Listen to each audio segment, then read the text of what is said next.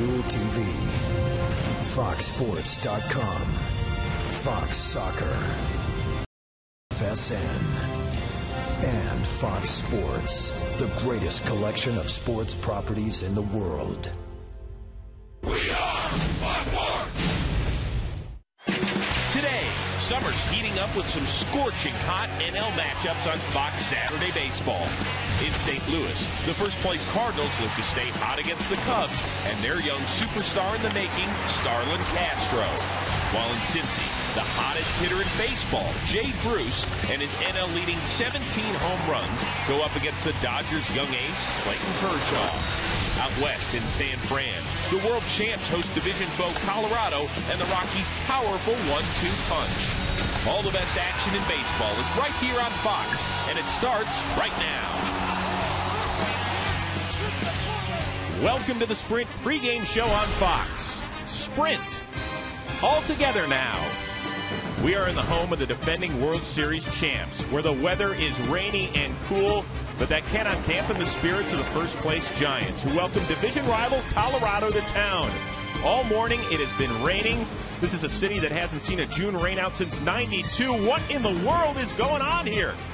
And with that, hi everybody. We welcome you to another live edition of Fox Saturday Baseball. I am Chris Rose.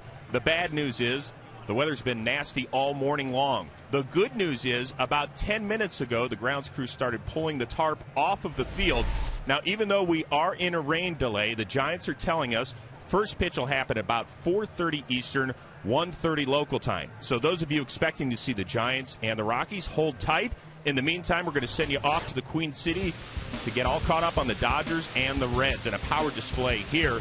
Matt Kemp, second in the NL in homers, trailing only Jay Bruce, who also leads the senior circuit in RBI. Most of you are off to St. Louis as 21-year-old Starlin Castro goes against the first-place Cardinals and Albert Pujols, who went deep last night in the series opening win for St. Louis. Now, back to the Cincinnati Reds, and if you've watched them at all over the last few years, you've noticed how much fun second baseman Brandon Phillips has on the field. Well, that joy extends to the use of his cell phone as well.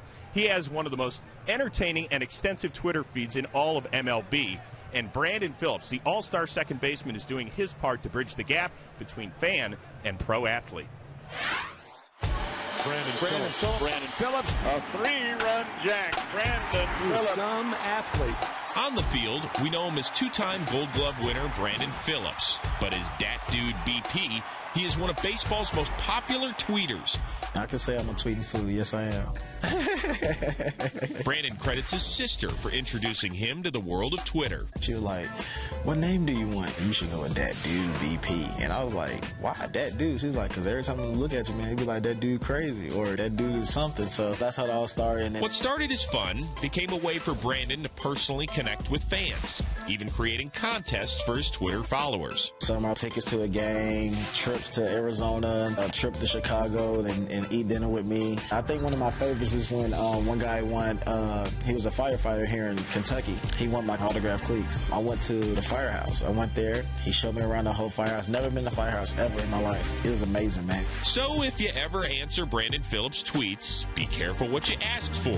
Just as 14-year-old Connor Eccles learned a few weeks ago. Connor, he was like, why don't you come to my game? And I was just like, oh, that sounds like a pretty good idea. I walked up to the game, and everybody in the park was just looking at me. It's like, man, who is that? I know him. And I stood there in front of the field, and he was at third base. Brandon, it's me. I'm the one that tweeted you. I tweeted you. And oh, my gosh, during the game, like, come on, man. I'm so glad that I really went there because it really showed me why I play this game. By the way, that dude BP has more than 47,000 followers. And if you want to follow us here on Fox, it's very simple. It's MLB on Fox. And if you're bored to tears and have absolutely nothing else to do with your life, you can follow me individually at Chris_Rose14. One afternoon game in the big leagues. It's happening at Fenway Park. A's and Red Sox. David DeJesus thinks he's got a hit, but Dustin Pedroia turns two. It's the 4-6-3. Beckett pitched 6 solid innings, allowing only 4 hits. And here, Dustin Pedroia, well, Mark Ellis can't field it cleanly. A run scores. It's 7-4 Red Sox. This one with 1 out in the 9th. We'll have scores and highlights throughout your game here on Fox all afternoon. And remember, if you're expecting to see the Giants and the Rockies, first pitch at 4:30 Eastern, 1:30 local time here in the Bay Area. So the weather is clearing. We will get this game in, we believe, between the Giants and the Rockies. Most of you will see the old nasty rivals, the Cubs and the Cards. The rest of you get the Dodgers and the Reds from Cincinnati. We'll get you out to your game next on Fox.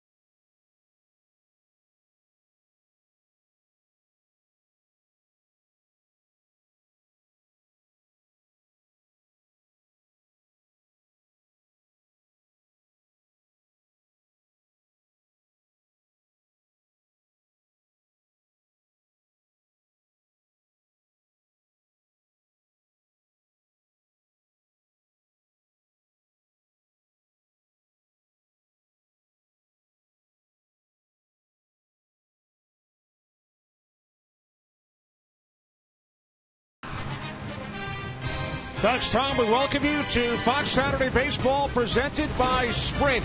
From rainy San Francisco, it's the second of a three-game weekend series between the defending World Series champions, the San Francisco Giants, and the Colorado Rockies. Giants in first place in the National League West at 32-25. Rockies in third, 5.5 out.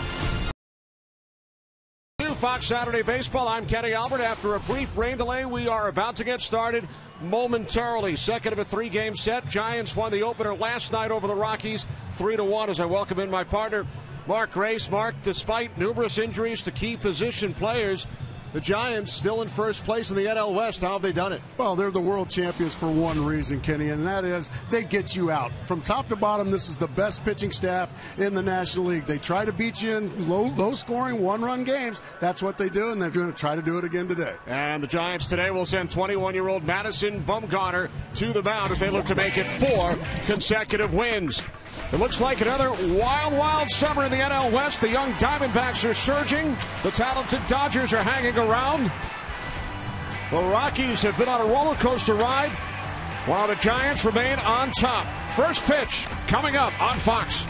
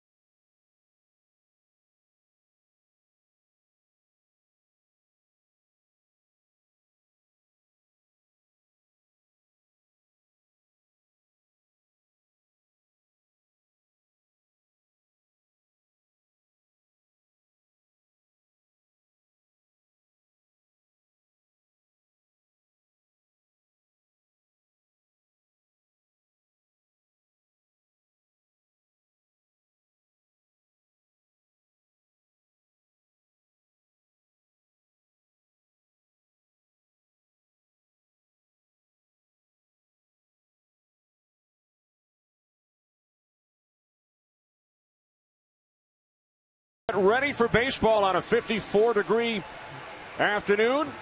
It rained most of the morning. As Chris Rose mentioned during our pregame, there has not been a June rainout in this city since 1992. And I think when we woke up this morning, we were certainly thinking that it was going to get rained out. I mean, it was raining very hard this morning and up till about an hour ago. But we all know we got to get this one in today, Kenny. So it's cleared up. Two division rivals. Giants have won 6 of 9 this season, including all 4 games here in San Francisco. Jim Tracy's Colorado Rockies get off to a terrific start. 17-8 during the month of April. Finished the month in first place in the division, but the Rockies lost 21 games in May and have dropped down to third place. They've won just 2 of their last 10 games. On the other side, Bruce Bochy's defending World Series champion Giants. Same exact record as they had a year ago after 57 games. Seems a little surprising, doesn't it? Well, the Giants find themselves leading the division. And for the Rockies this afternoon, their batting order brought to you by Taco Bell. Think outside the bun. The center fielder Eric Young Jr. will lead off, followed by second baseman Jonathan Herrera. Left fielder Carlos Gonzalez hits third. Troy Tulowitzki in the cleanup spot. Then Ty Wigginton, Ryan Spilborns, bottom of the order. The third baseman Chris Nelson, catcher Jose Morales. And the Rockies pitcher today, the 23-year-old right-hander Jhoulys Chacin. Colorado getting set to face the 21-year-old left-hander Madison Bumgarner. Lost his first 6 decisions this season, but has won 2 of his last 3 starts. He is 0-2 lifetime against the Rockies. He's been throwing the ball very well in the month of May. Now this is his first June start. He's hoping to carry that, continue to ride the wave. He's been hot. He started, as you said, 0-6. He's been throwing the ball much better lately. And whoa, what's the athletic support? Well, I'll tell you what that is. He needs some support from those athletes behind him. The reason he started out 0-6 is because, well, these Giants just have not scored many runs when this young left-hander's on the mound. Giants averaging only 2 runs per game for Madison Bumgarner when he is on the mound. The opening pitch brought to you by Budweiser. Great times are waiting. Grab some buds. So following a rain delay of approximately 20 minutes, we are set for baseball here in San Francisco as Eric Young Jr. steps in to face Madison Bumgarner. And the first pitch of the game, fastball in for strike 1. Young batting .292 in 6 games. Fastball missing inside. Jim Tracy, the manager of the Rockies, said the problem with the Rockies so far hasn't really been getting them on and getting them over. They just haven't been able to get them in as Eric Young grounds out to second base. So with 1 away, we check out the Giants defensively, brought to you by Scott. To the outfield from left to right, Ross, Torres, and Scherholtz. Around the infield, Huff, Burris, Crawford, and Tejada. The battery of Bumgarner and Chris Stewart. San Francisco, of course, without Buster Posey, without Pablo Sandoval, who was in the ballpark today after making a rehab start last night in San Jose. Giants hope to have Kung Fu Panda back very soon. Yeah, he'll be a big boost to this lineup. It's already a first-place lineup. But as we said, they beat you with pitching here in San Francisco. They try to score, a couple, 3, 4 runs. That's usually enough. The 1-1 to Jonathan Herrera. In for strike 2. Herrera, switch hitter, batting .261 this season. Played in 76 games for the Rockies in 2010. Off-speed pitch just missing away. 2-2. Bumgarner so far very good command of all 3 of his pitches. He's thrown the breaking ball, the fastball, and the slider right where he wants. Herrera down on strikes, 2 away. That's just good old-fashioned baseball right there. Here it is. What are you going to do with it? High fastball right down the middle and right by Jonathan Herrera. That's a great shot right there. That overpowering fastball from Bumgarner. So with 2 outs, Carlos Gonzalez led the National League in hitting last season with a .336 average. Over the first 2 months this year, just .259. Swings at the first pitch and pops it up in foul territory. Catch is made by Stewart. A 9-pitch 1-2-3 first for Madison Bumgarner.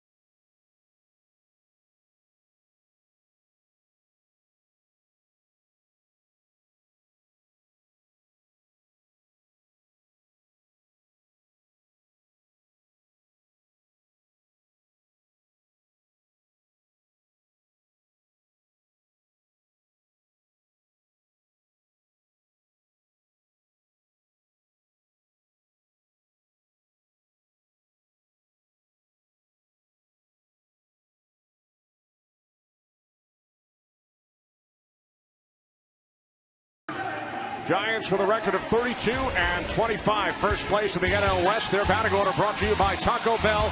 Think outside the bunch. Center fielder Andres Torres leads off, followed by the second baseman Manny Burris. Nate Scherholtz will hit third. Aubrey Huff in the cleanup spot. Then Cody Ross. The rookie shortstop Brandon Crawford will bat sixth. Bottom of the order, Miguel Tejada, Chris Stewart, and Madison Bumgarner as the Giants face the 23-year-old right-hander Jhoulys Chacín, who comes in with a record of 5-4 over his first 11 starts, although he has lost his last two. One of the better young right-handers in the National League. He's got all four pitches, Kenny. And when you talk to Jim Tracy, his manager, about Chacín, he just beams with the potential this right-hander has. Native of Venezuela, his 7th year in the Rockies organization. And the scouting report on Chacín, he's got 4+ pitches, as we mentioned. And the key for him is his fastball command. So far, we've seen back-to-back fastballs for back-to-back strikes. If he is throwing strikes with his fastball and then able to utilize his other stuff, he can dominate. Torres behind in the count, 0-2. Chacín missing inside, 1 ball, 2 strikes. Giants won last night's game. All 4 runs of the game scored in the 4th inning. Cody Ross drove in 2. And ended up getting a bobblehead out of it today. Yes. Cody Ross, a very popular player here in the Bay Area. First 25,000 to enter the ballpark this afternoon, receiving the bobblehead depicting the 2010 NLCS Most Valuable Player. The 2-2 from Chacín. He misses away, full count.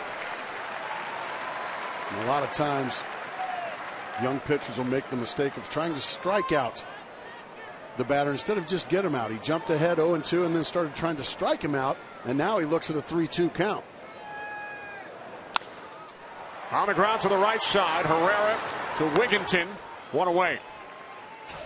Ty Wigginton starting at first base. Todd Helton has the day off as we check out the Rockies defensive alignment, brought to you by Scotch. Wigginton, Herrera, Tulowitzki, and Nelson, with Gonzalez, Young, and Spilborn in the outfield, and Morales behind the plate. So with 1 away, Manny Burris, the Giants switch hitting second baseman. We're calling him Manny now, I understand. Went by his given name of Emmanuel prior to this season. Got off to a terrific start in AAA during the month of April. .361 average, stole 16 bases. Called up by the Giants on April 19th.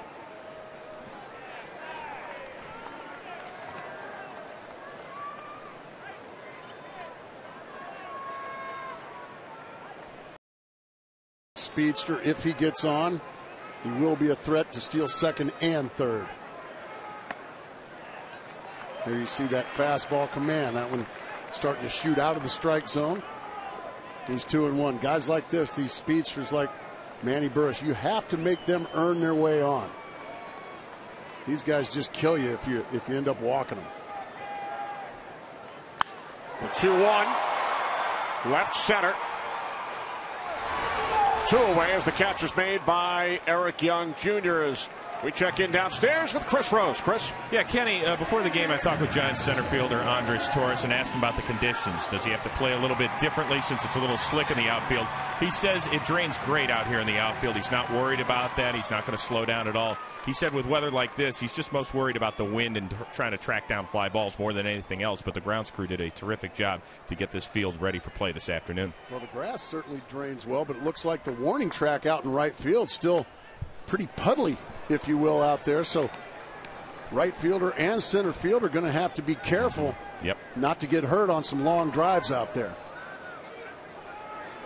Nate Scherholtz at the plate with 2 away. Since the Giants moved to San Francisco in 1958, they have had just 32 home games rained out, including just 5 in this ballpark. Their last home rainout, April of 2006.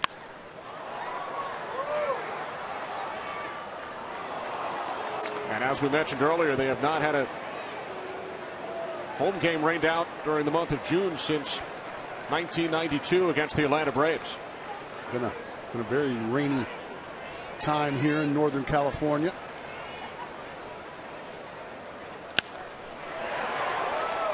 Yeah, Kenny, you give that June date in 1992 to put it in perspective. Colorado wasn't even around. Not the state. I was going to say, but the team. The state was there, Gracie. I know that geography wasn't your thing, but that's right, Chris. There were 50 states by 92, but the Rockies did not begin play until the 1993 season. Now the 2-2 off first base, fair ball. Scherholtz on his way to second, and he is in.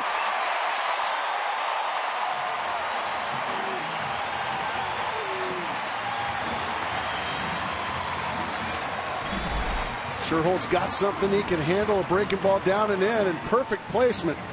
Watch this off the bag. And then it kangaroos, and good aggressive base running as well by Scherholtz. Thinking double the whole way. A helpless feeling, Mark, for a first baseman. Well, yeah, just because now you got to go chase it down. Usually if it doesn't hit the bag, you can worry about the right fielder chasing it down, and you don't have to get tired. Now, poor first baseman has to run all the way back there. So Scherholtz takes his lead off second with Aubrey Huff at the plate. Scherholtz back in. Huff starting to swing a power bat here now. And they need somebody to step up in Buster Posey's absence. Right now, Aubrey Huff has been one of the guys stepping up for these first-place Giants. Especially since the calendar turned to the month of June. Struggled over the first 2 months. But in 3 June games, Huff is 5 for 13 with 4 home runs. Had a 3-homer game a couple of nights ago in St. Louis.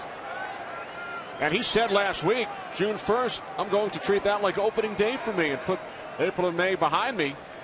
And sure enough, he has been on fire over the last 3 games. Just a guy in the middle of the lineup that you have to have an anchor, if you will.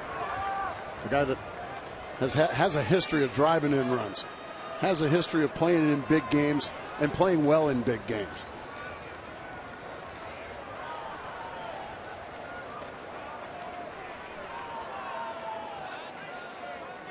The 2-0 from Chacin. Now 2-1. Beautiful slider.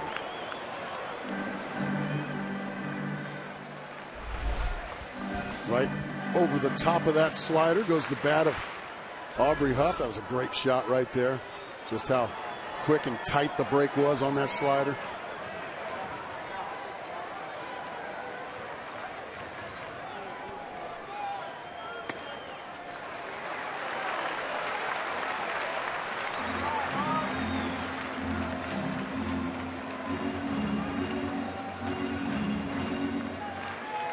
Chacin retired the first 2 Giants here in the first.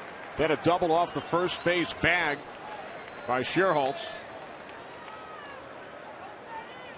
And now the 3-1 to Huff. Fastball missing inside. Giants have 2 on with 2 out for Cody Ross.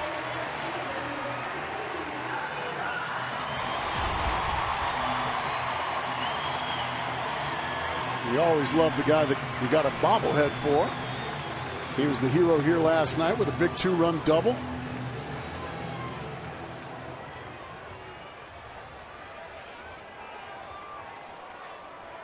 Ross working on a 5-game hitting streak, 10 hits in his last 20 at-bats.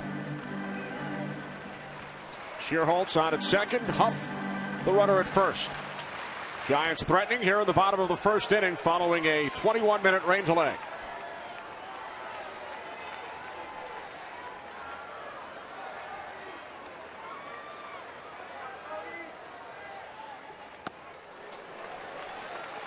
Ross, a very good fastball hitter. Not many pitchers can get a fastball consistently by this guy. If you can make some pitches with your off-speed stuff, you're a little more apt to get Ross to chase him. But I pity the fool that just keeps throwing fastballs to this guy. Well, 1-0. And he pops it into left center. Under it is Young, and the Giants strand 2 of the first.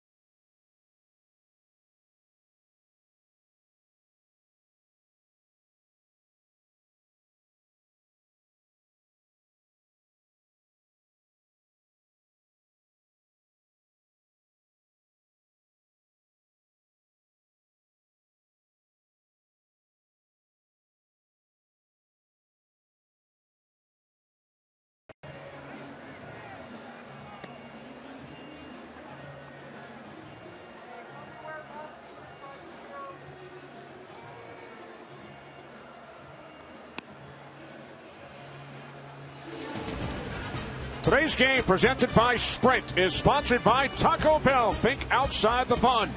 By Geico, 15 minutes can save you 15% or more on car insurance. And by One A Day Meds, the official multivitamin of Major League Baseball. Back in San Francisco, Kenny Albert, Mark Grace, Chris Rose. Sun starting to shine through following rain all morning. Going to turn into a beautiful afternoon. 21-year-old Madison Bumgarner. That's not Madison, but he did retire the Rockies in order in the first. And now will face the middle of the order, Tulowitzki, Wigginton, and Spilborghs. With the shortstop, Tulowitzki, leading off. First pitch, fouls it off to the right side, 0-1. Bumgarner, a power pitcher.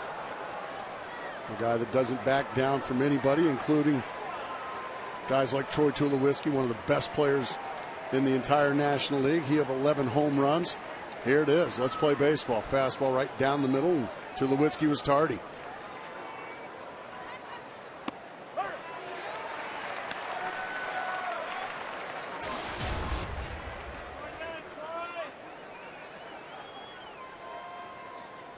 Tulowitzki finished 5th in National League MVP balloting a year ago. Called strike 3 on the outside corner. Second strikeout for Bumgarner. Time for a DirecTV game break. We send it downstairs to Chris Rose. Chris? Yeah, Kenny, the Red Sox blown a 4-run lead in the 9th and losing their minds as well. Jason Varitek gets the heave-ho from Tony Randazzo after arguing balls and strikes. Then Connor Jackson, a 2-run single to tie it at 7. And Jonathan Papelbon, the man on the bump. Look at him go cuckoo. As I tell you that it's 7-7 in extra innings. Remember, you can see every baseball game, most in HD. It's 1-800. Papelbon there? He was going crazy. I'll tell you what, I think he's going to be lighter in his wallet, and he probably is going to get suspended because it looks like he made contact and bumped home plate umpire Tony Randazzo. Now Todd Wigginton grounds out to the second baseman Burris for out number 2. So Papelbon wishing that game had not been changed from a nighttime start to the afternoon. Red Sox wanted to give the Boston Bruins fans a chance to watch Game 2 of the Stanley Cup Finals tonight, so they game to an early start. Here's the bump. Watch the contact right there. Sure enough, I have a feeling that's going to cost Mr. Papelbon. You can holler at umps all you want, but you cannot make contact with him. Right now, over on the left coast, if you will. Madison Bumgarner making it look easy so far. 5 up, 5 down for the Rockies. 1-1 with Spielborgs at the plate. Just 1 for 9 lifetime against Bumgarner.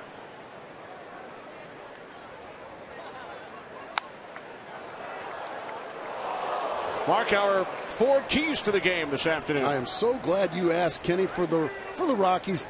They've got to hit them with runners in scoring position. They've been getting them on and getting them over. They just have to relax, take a deep breath in those big situations. And for the Giants, well, support the bum already.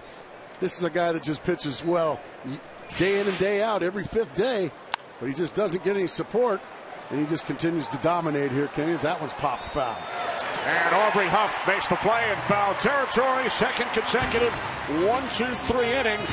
Only 9 pitches once again for Bumgarner.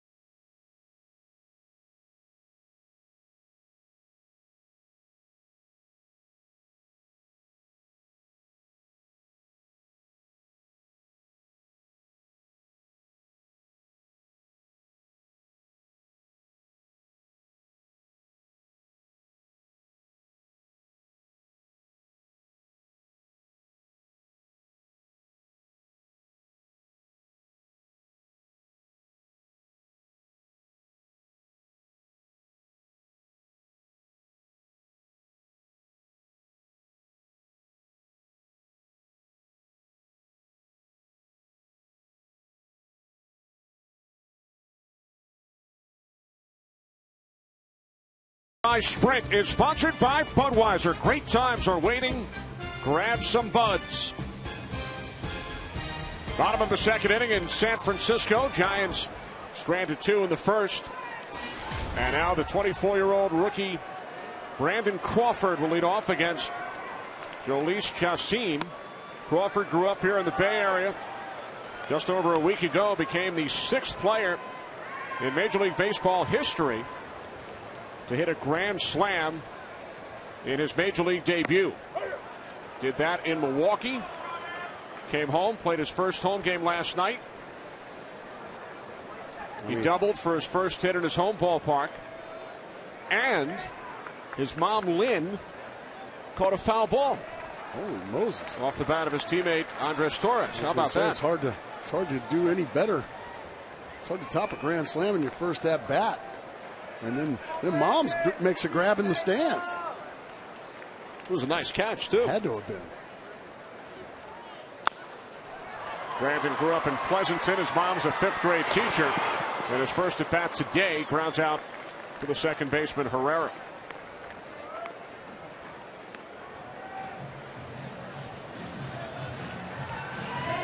So with 1 away, here's Miguel Tejada.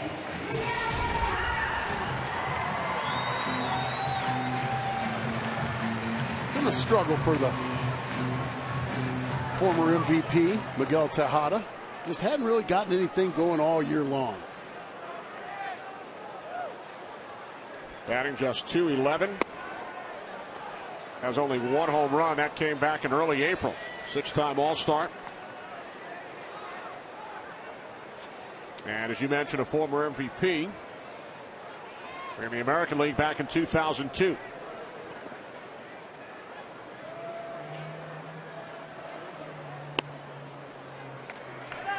Thought he got that one with the knees. Did Chassin? Home plate umpire Paul Emmel wasn't in the giving mood.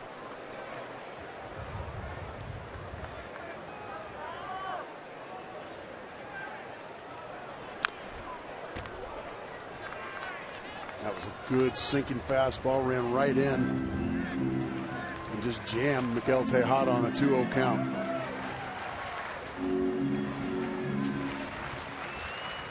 One out, bottom of the second inning with no score.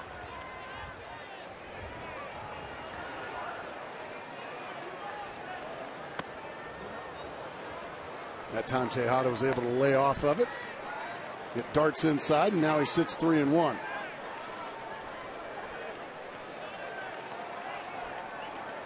Catcher Chris Stewart waiting on deck.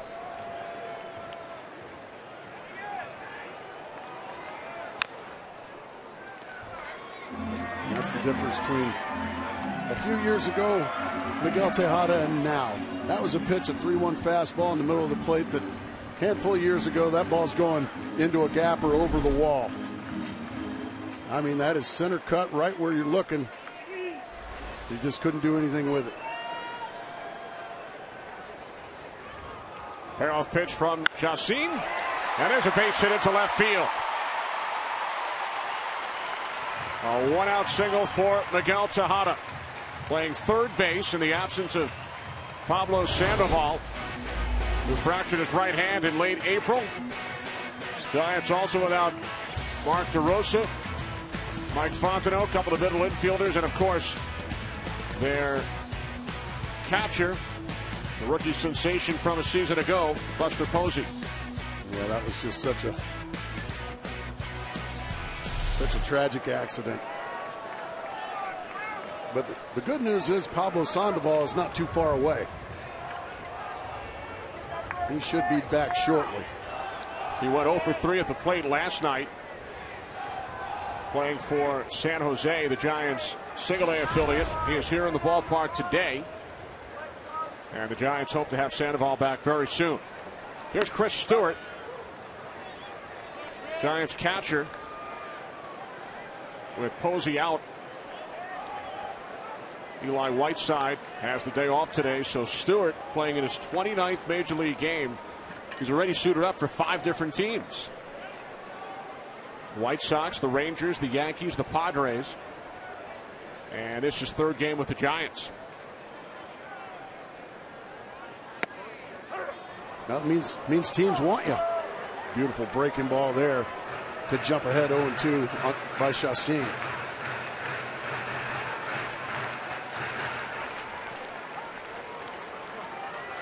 Tejada on at first with one out. The pitcher Bumgarner on deck. 0-2 to Stewart. Called strike 3. First strikeout for Chassin this afternoon. Now 2 away. Next week, Fox Saturday Baseball returns. Reds visit San Francisco to take on the Giants. Some of you will see the Rangers and the Twins, or the Cubs and the Phillies from Philadelphia. Next week's coverage of Fox Saturday Baseball presented by Sprint begins at 4 Eastern, 1 Pacific. Check local listings for the game and start time in your area. Bumgarner 4 hits this season and 19 at bats, a career 183 hitter. Well, he's one of those guys, just when he stands in the box, Kenny, he just looks hitterish to me. Looks like he's got a good idea of what he's doing at the plate. He does have a pair of doubles this season.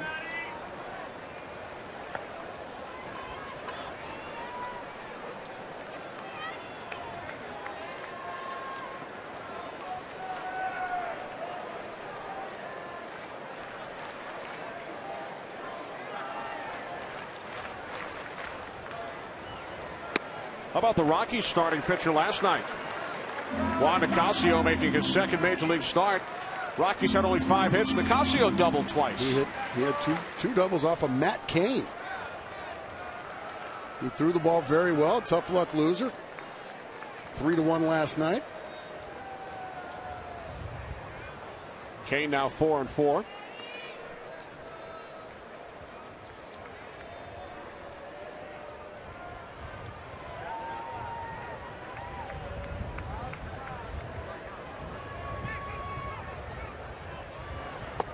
Two-one to Bumgarner, missing low and away, ball 3.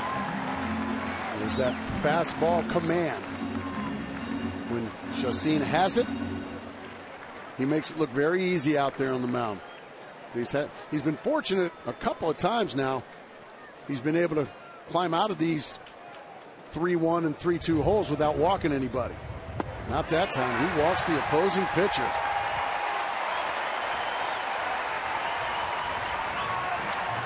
Bumgarner walks for the 3rd time this season.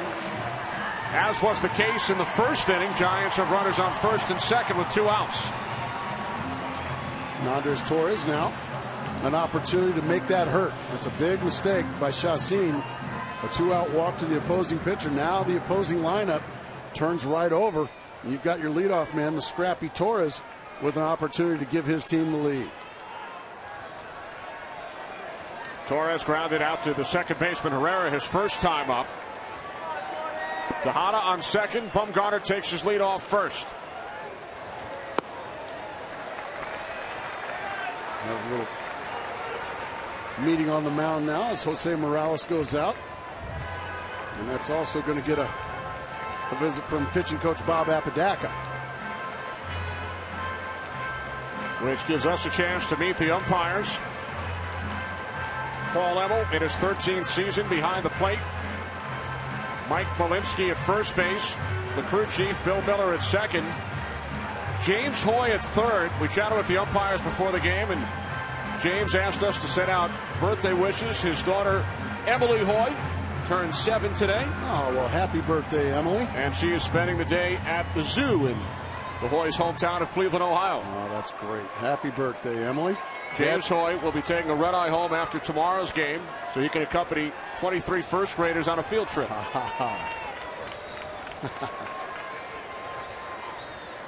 Now the 1-0 to Torres. 2 on, 2 out.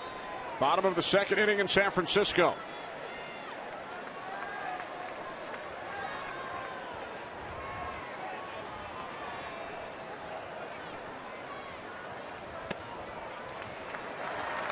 Now 2-1.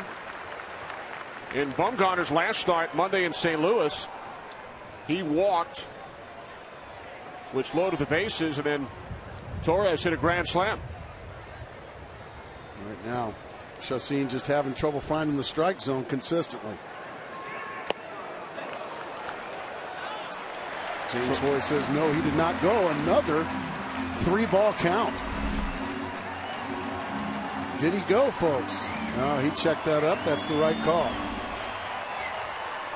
Torres, another guy that's a very good fastball hitter. He should get a fastball here. He should get something he can drive.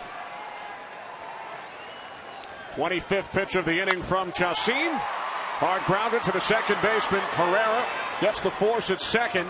And for the second straight inning, the Giants strand 2 base runners.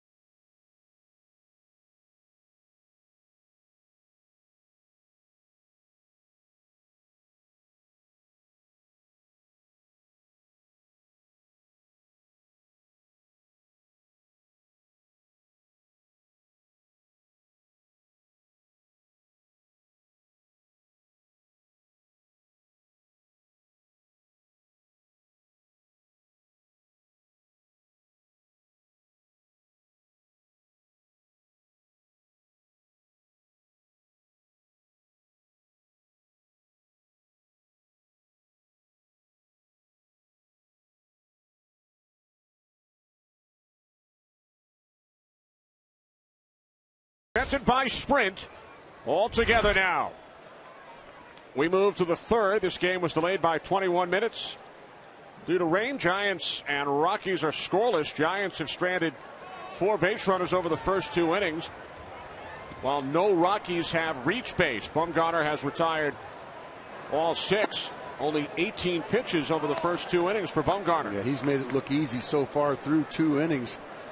Kind of the opposite as far as his counterpart, Ulysses Chassin. He's struggled, but bottom line is he's putting up zeros.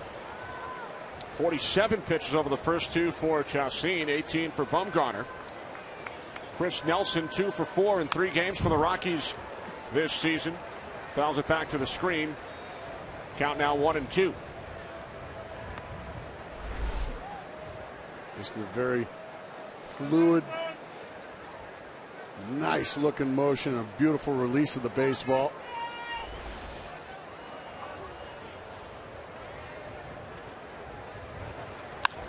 The 1-2, and there's a base hit into center field. Rockies have their first base runner. Tomorrow on Fox. The plot thickens. NASCAR on Fox is heading to the heartland. Kansas Speedway. Expect the unexpected. This could be big. This is going to get dicey. Boys have it. These races are just so unpredictable. NASCAR on Fox is making its first trip to Kansas. What a finish in the race last week. Unbelievable. So NASCAR on Fox returning tomorrow. Nelson on at first, following his base hit up the middle. Jose Morales at the plate, switch hitting catcher, batting .233 in 17 games. 3rd round pick by the Minnesota Twins back in 2001. Spent parts of 3 seasons up with the Twins.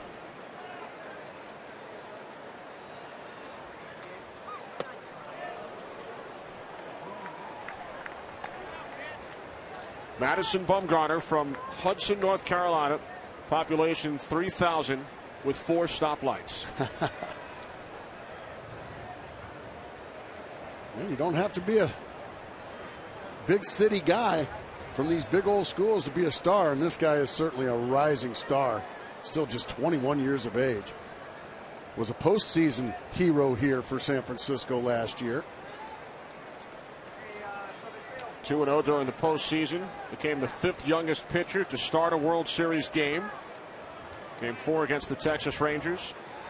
And he did not allow a run on only 3 hits in 8 innings.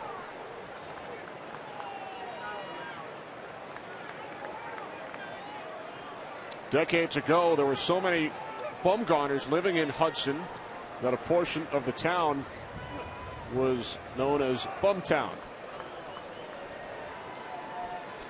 Hate to ask what portion that was. High strike there. 1-2. I mean, you have to love a guy who gave his wife a 5-day-old bull calf as a wedding gift, as Bumgarner did. Come on. Oh, thanks, hon. You really shouldn't have. His wife Allie, they were married on Valentine's Day back in 2010. Here, have a bull calf. Love to know her reaction. Burris to Crawford. Over to first. What a great play by Aubrey Huff.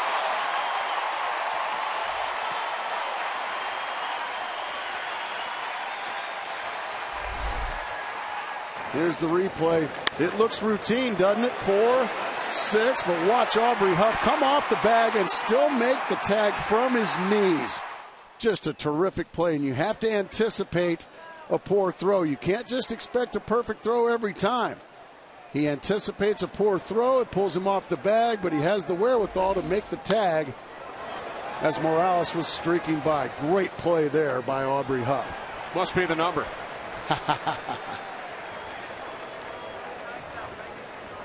Aubrey Huff wearing Mark's number 17.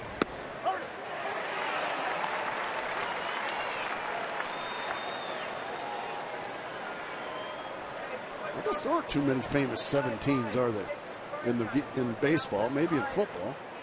Keith Hernandez, another first baseman who wore 17. Chassin down on strikes. 3rd strikeout for Bumgarner. Middle of the third, scoreless.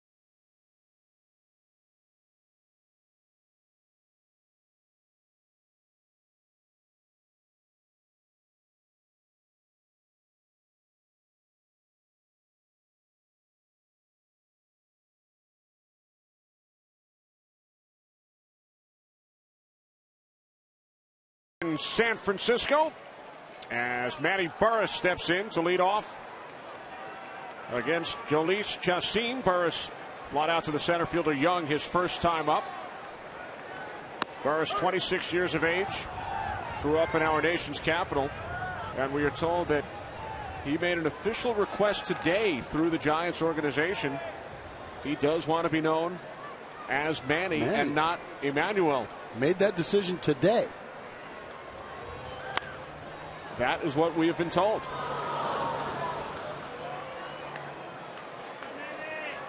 And in support of Mr. Burris, Mark Grace would like to be known as Manny from here on out. I was going to say. Oh, man. Well, go get him, Manny.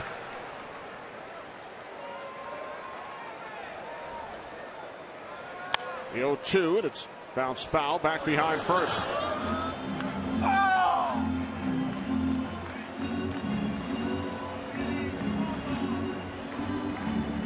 Burris attended Kent State University in Ohio. Has spent parts of the last 3 seasons with the Giants. Kenny Albert, Manny Grace, Chris Rose coming to you from San Francisco. I'm not going to live this one down. The 0-2 to Manny Burris. Foul territory. The catch is made by the first baseman, Wigginton. Time for another DirecTV game break. Chris Rose, take it away. Guys, the Dodgers have the 1-0 lead over Cincinnati, thanks in part to Clayton Kershaw, who gets that dude BP. Don't know Joey Votto's Twitter handle, but he gets him, Jay Bruce, and Johnny Gomes as well. 6 Ks through 4. He has the major league lead now with 93. Remember, to see every baseball game the most in HD, it's 1-800-DirecTV. Backing up to Kenny and Manny. Thanks, Chris. Here's Nate Scherholtz at the plate. Scherholtz doubled off the first base bag back in the first inning. As we saw Clayton Kershaw in action in Cincinnati, leading the National League in strikeouts. Have you had the fortune to watch that kid pitch live yet, Clayton Kershaw? I have. Boy, he is special. He is fun to watch pitch. It makes me very happy that I am retired. Dodgers 6.5 out of the National League West. game behind the third-place Rockies.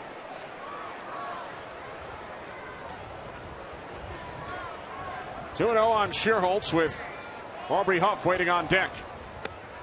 Ball 3.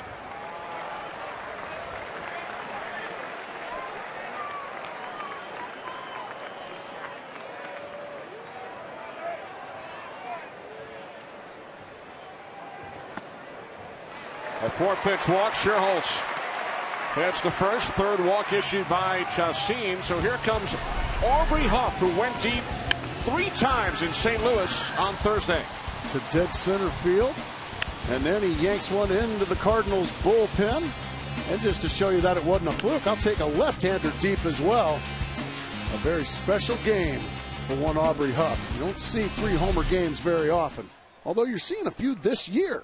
There have actually been 6 this season, all in the last 23 days. Very strange. Including Jason Giambi of the Rockies, who hit his first 3 home runs of the season in one game in Philadelphia. Accounted for all the Rocky runs in that game. Drove in 7. They ended up winning, scoring 7. Aubrey Huff's 3 home run game on Thursday came on his wife's birthday. He said that it earned him some big brownie points. Oh, I'll bet. That'll always make Mama happy. See, I could never promise home runs. They didn't come that often. All right, honey, for you, I'll hit a single up the middle. I'll try to hit a home run. Yeah. I'll hit one in batting practice. All of a sudden, 6 straight wide ones now. Has got another meeting on the mound here between Chacin and his catcher Morales. In that situation, you just have to tell your young right-hander, look, just relax a little bit. You got a little bit of bad rhythm going right now. I'm going to come out, talk to you, slow things down, try to get you refocused. And that can happen to pitchers. You can go through a 10 to 15 pitch funk where you just don't know where it's going. He's thrown 6 consecutive balls, 4 to Shearholtz, and now 2 to Aubrey Huff. 2-0. Bounce to the right side. Wigginton will take it to the bag. Shearholtz moves to second.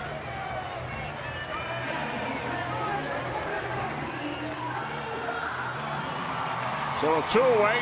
Cody Ross, who flied to center his first time up on Cody Ross bobblehead day here in San Francisco. Cody Ross, the MVP last year in the NLCS. And a lot of wet folks coming in, got a free bobblehead. And now it's cleared up nicely. We've got a beautiful, crisp afternoon here. And Chris, you never look better with Cody Ross next to you. I like it. It's got the little hop that he did in the NLCS. I think that's probably the coolest part of the bobblehead. Can you see the legs? He's got the hop. When he hit a couple of home runs off of Roy Halladay. I was going to say, yeah. Rumor has it that Doc Halladay wants no part of this thing. I was going to say, you probably shouldn't ask Roy Halladay if he wants one of those. One of the real good guys in the game, too, Cody Ross. One of the nicest young men you'll ever run into. When Cody Ross was placed on waivers by the Marlins last August, would he have ever thought that less than a year later he would be depicted on 25,000 bobblehead dolls? He's come a long way, hadn't he? And it was very strange that Florida just let him go like that, because he did some good things for the Florida Marlins. He's a very valuable guy. He can play all 3 outfield positions. He can hit for some power.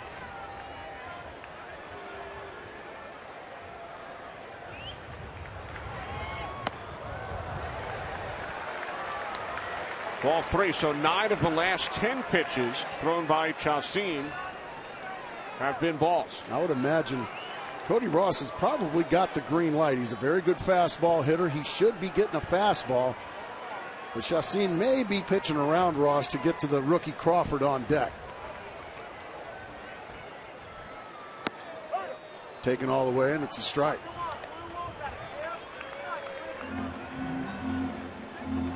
Three and 1 on Ross with 2 outs. Shearholtz the runner on second.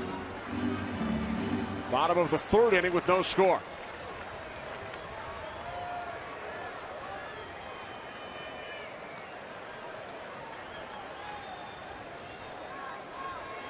3-1 to Ross. And he pops it up. Foul territory. Third baseman Nelson makes the play. Giants are now stranded 5 over the first 3 innings.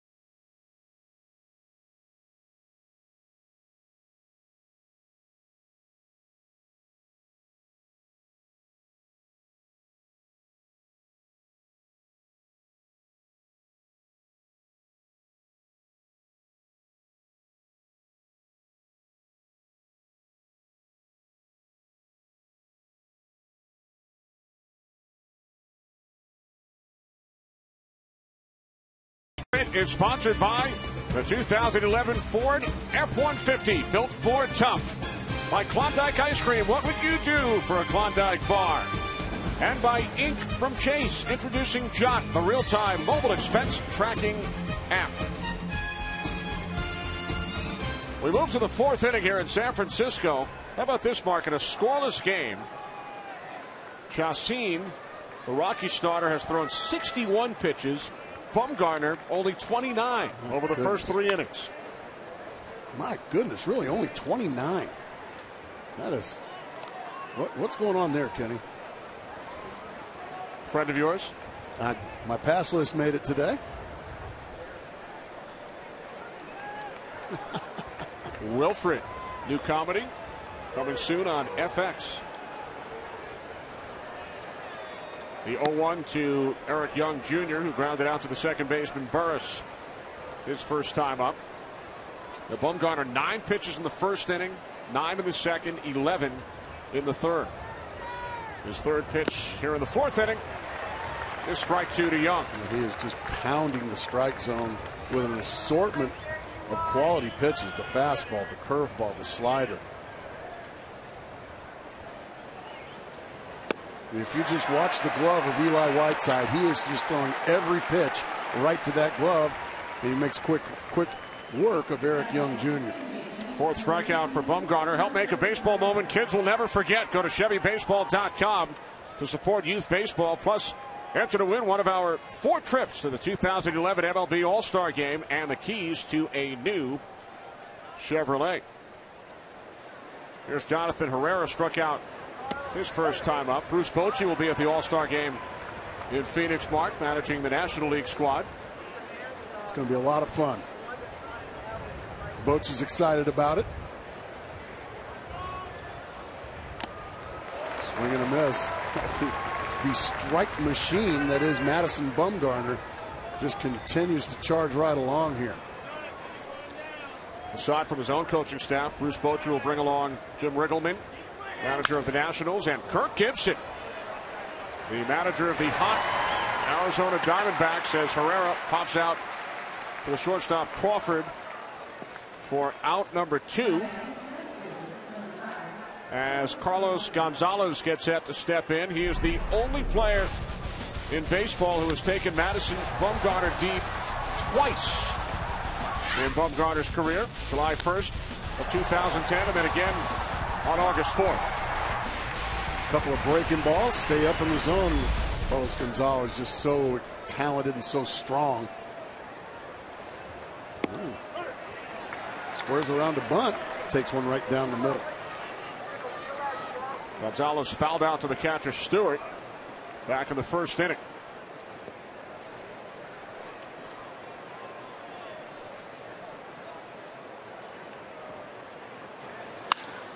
Gonzalez rips this one into right field for a base hit. Second hit of the game for the Rockies. A 2-out base runner for Colorado with Troy Tulowitzki stepping to the plate. Yeah, Troy Tulowitzki was a strikeout victim his first time up, and it only took 3 pitches, folks. There's the fastball and a tardy swing, and then a breaking ball for a called strike. And another breaking ball for a called strike right on the outside corner. 3 pitches was all it took to take care of the all-star Troy Tulowitzki.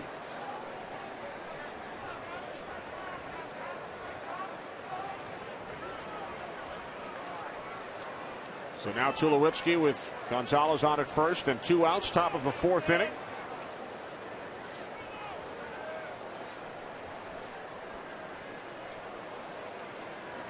Tulowitzki grew up an Oakland A's fan, loves Derek Jeter, and his brother plays baseball for San Francisco State.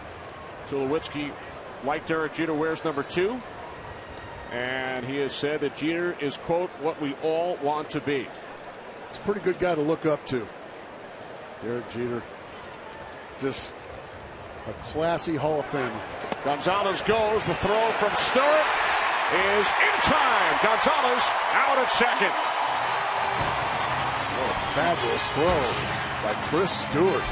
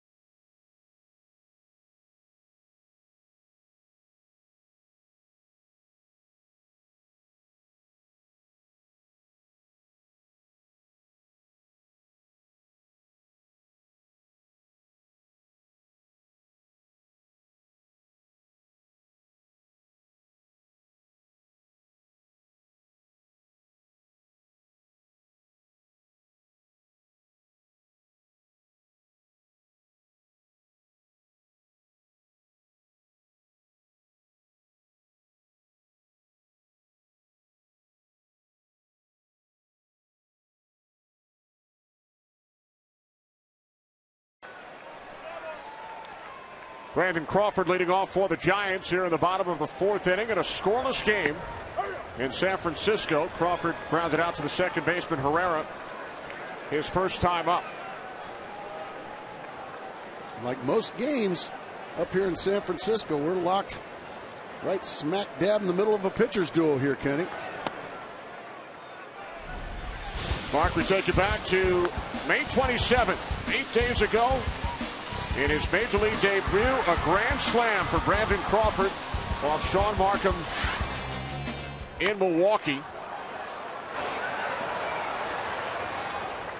Crawford becoming the 6th Major Leaguer to hit a grand slam in his big league debut. I'm sorry, but that's pretty cool.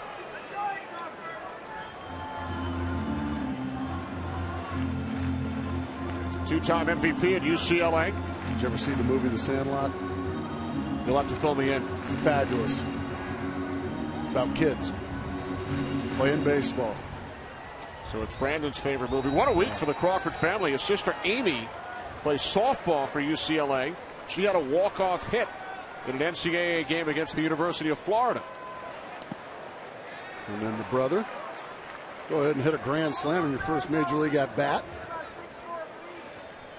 His sister's boyfriend is Garrett Cole, who was a first-round pick by the Yankees back in 08, did not sign. Right.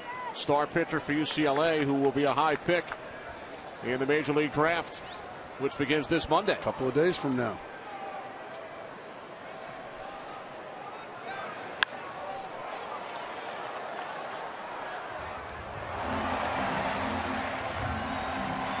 And we mentioned his mom caught a foul ball last night. That foul off Brandon's bat did not head her way.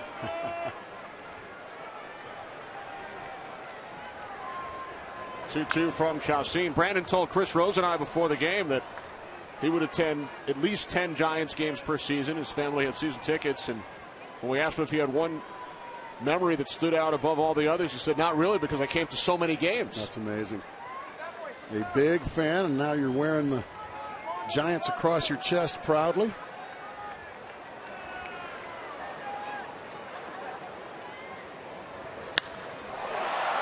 Left field, Gonzalez back on the warning track, makes the catch for out number 1. Crawford now 0 for 2.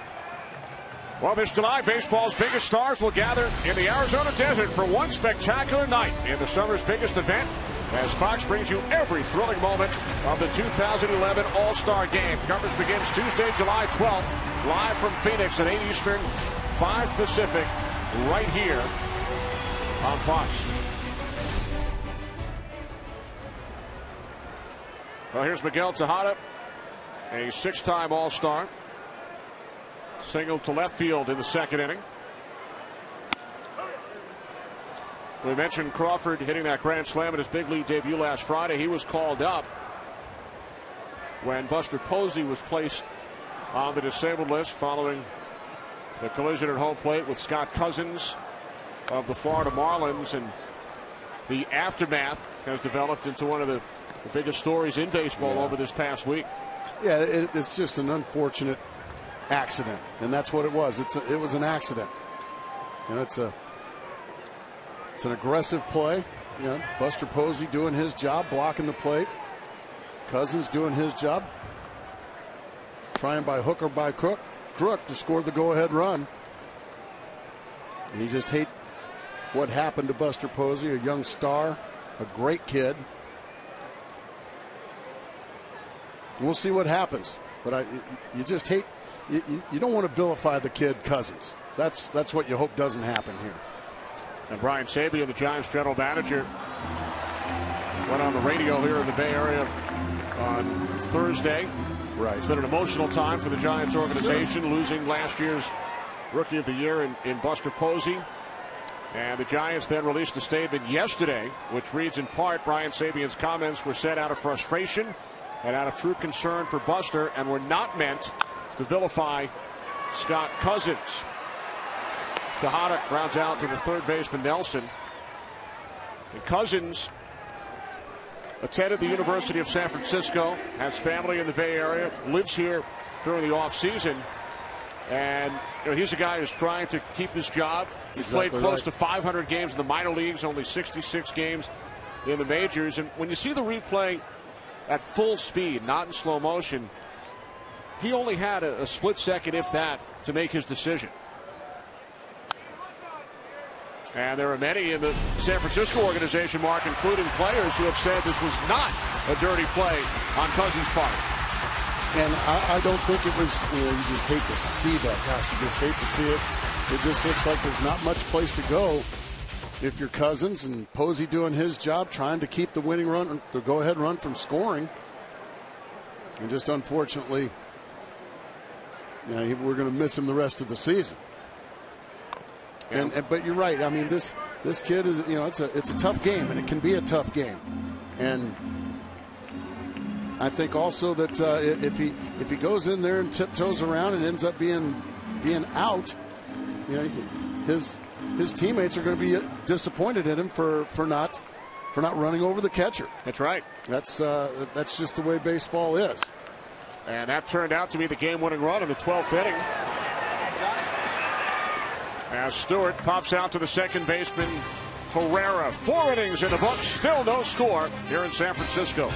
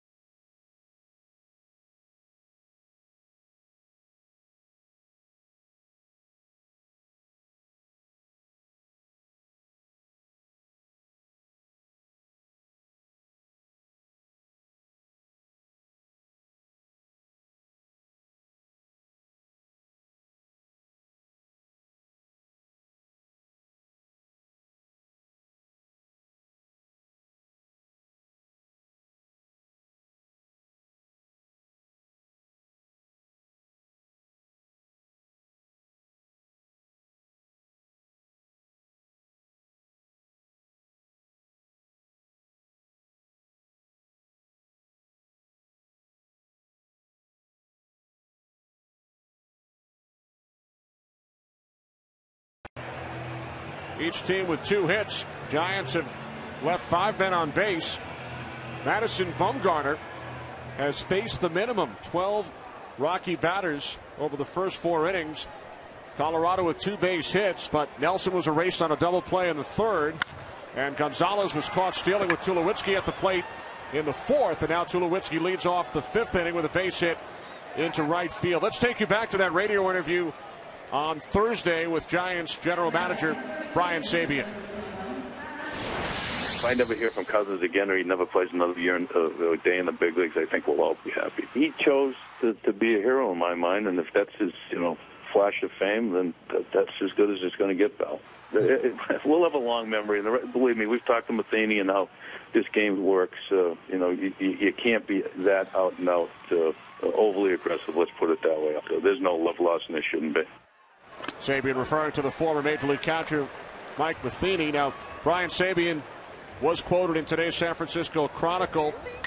He said, quote, "I made my own bed with my remarks." And as we mentioned, the Giants did release a statement yesterday. Their team president, Larry Baer, spoke with David Sampson, president of the Florida Marlins, and he apologized for how the comments may have come out. Larry Baer said, "Our focus is on Buster and his recovery. Brian Sabian spoke with the general manager of the Marlins, Larry Beinfest. And Buster Posey released a statement today as Ty Wigginton fouls it off to the right side. What did Buster Posey have to say? Well, he said, I appreciate the continued support of Giants fans and others as I begin the process of working my way back, but in no way do I condone threats of any kind against Scott Cousins or his family. As I said last week, I am not out to vilify Scott. I appreciate that he made the effort to reach out to me on the night of the play, but I was in no physical condition to talk to anyone. I have not been back with the team since that night. I have not even been aware of any other messages he's left for me. We all need to move on, so it isn't necessary to have a conversation with him at this point. My only focus right now is looking forward, getting healthy, and returning to catching for the Giants. Well, that's good to hear, as that one's fouled off. But I want to preface, nobody feels worse than Cousins does about what happened to Buster Posey. He wasn't trying to hurt Buster Posey. He was trying to score the go-ahead run. And it's a part of baseball. It's been a part of baseball since, well, the beginning. And it's going to continue. 2-2 to Wigginton. Center field, Torres. 1 out.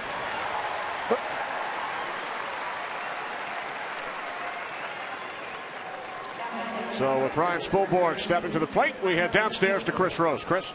Yeah, Kenny, the three of us had a half-hour-long conversation earlier today with Giants manager Bruce Bochy, a former Major League catcher himself, and he asked us, what do you think ought to happen from here on out? I mean, he's been talking to Major League Baseball disciplinarian Joe Torre about perhaps the future of the catching position. Should we eject guys for hitting guys in the head? And they're not saying that Scott Cousins did that to Buster Posey, but obviously the safety of the catcher is something that should be discussed at this level. And Mark Grace, how would it change the game if we start ejecting guys for hitting a guy behind the plate? Yeah, let's just say, like I remember having to try to go over Mike Scioscia, and I remember Lance Parrish, big catchers that after you ran them over or attempted to run them over, they hurt you.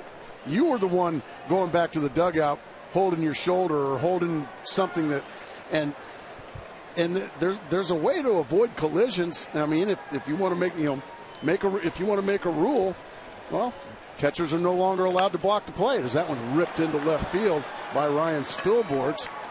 That'll put Rockies on first and second with only 1 out here in the 5th. But make a rule that that you're not allowed to block the plate, or if put the onus on the home plate umpire. If he thinks it was a situation where a catcher gets run over, and he thinks, hey, he could have slid right there, put it on the umpire to maybe eject that player that ran over the catcher, and then put it on the and send it to the league office for review. And guys, Bruce Bochy made the point. He didn't want to say that this is the first time this has entered his mind because he lost perhaps a franchise player for the year. Diving stop by Burris. The flip to Crawford. On to first, and it bounces away from Huff. So the Giants get the out at second. Tulowitzki comes in to score. The Rockies take a 1-0 lead. Boy, that went from one of the most dazzling possible double plays to an error. A great play by Burris, the flip, and then the poor throw. Again, that's 2 poor throws now from Crawford on would-be double play balls. Aubrey Huff took care of the first one, but he's not able to take care of this one as the throw is into the dirt to the backhand side. It gets underneath the glove of Aubrey Huff, and Tulowitzki scores. So that'll be an error on Brandon Crawford. And the Rockies strike first. So a fielder's choice. Second error committed by Crawford. No RBI for Nelson. So now 2 outs. Nelson on at second with Jose Morales at the plate.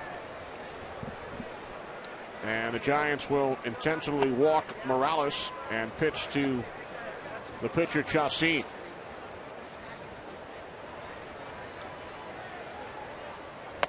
Well, Kenny, what do you think? You've heard what I think. What do you think about this whole situation, the possibility of I'm not saying there's going to be a rule change, but what do you think? Do you think there needs to be a rule change, or do you like it the way it is? Well, I think you put it best. It was an unfortunate accident, right? And it involved one of the best young players in all of baseball. And Larry Baer, the Giants president, said yesterday that during his discussions with Joe Torre and Bruce Bochy and Brian Sabean, both spoke with Torre as well. There's Larry Baer, Giants team president. And Joe Torre mentioned to them that he's going to talk to some other former catchers. He mentioned Joe Girardi and Bob Brenly and kind of pick their brains. And Joe Torre's can really come at it from all angles. He was a catcher, he was a base runner, he was a manager. Now he's the executive vice president of baseball operations. But I think it's something that probably has to be studied. Baseball should not make a rash decision. Right. I think they need to pick as many brains as possible. Tony La Russa has chimed in on the subject. I remember a telecast last year with Tim McCarver, right, where we discussed similar type incidents. And there's Bruce Bochy involved in a collision during the 1980 NLCS. That's Pete Rose with the forearm shiver to Bruce Bochy. So he's been a part of it. Chris Rose, are you down there with us? What do you think? You never want to overreact, obviously, with an isolated situation. But, Gracie, guys are getting bigger, stronger, faster. Sure. Games need to change. We've seen it in the NFL. We've seen it in baseball, where you can't take out the second baseman the way that you used to. Yeah, the Hal McRae take out of second base. Or, boy, Lonnie Smith was one of the best I ever saw as well. That part of the game has certainly changed. No question about it. Justine strikes out, but the Rockies score a run in the fifth. Lead the Giants 1-0.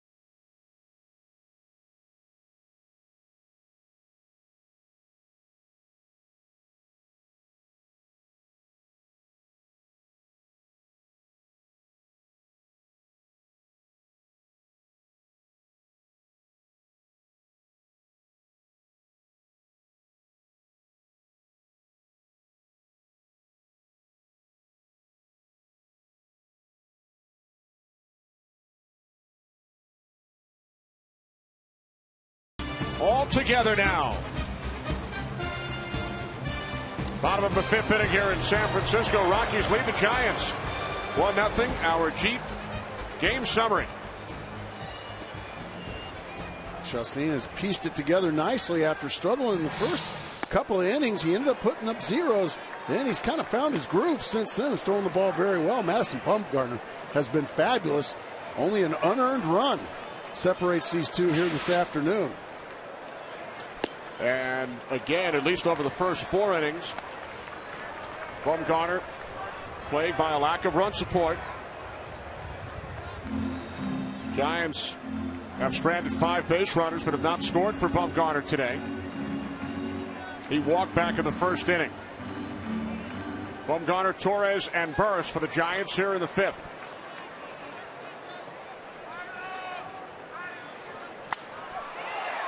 Nice play by the third baseman, Nelson. Fabulous play there by Nelson. That was a bullet off the bat of Bumgarner. And he was robbed by the youngster Chris Nelson on a short hop. That is a terrific play. Nelson, a first-round pick back in 2004. We mentioned the draft will get underway this coming Monday. Rockies will have the 20th selection in the first round. The Giants will pick 29th. Here's Torres, who has grounded out twice. Let's take a look at that fabulous play. That is a bullet off the bat of Bumgarner, and then the in-between hop, sprawling to his left. Nelson made it look easy. Mark, let me take you back to 1985. Things were a lot different back then. Of course. Where were you, and how did you find out that you were selected by the Cubs in the 24th round? Well, it took 3 days for me to get drafted. Right field. Spielborgs can't get to it.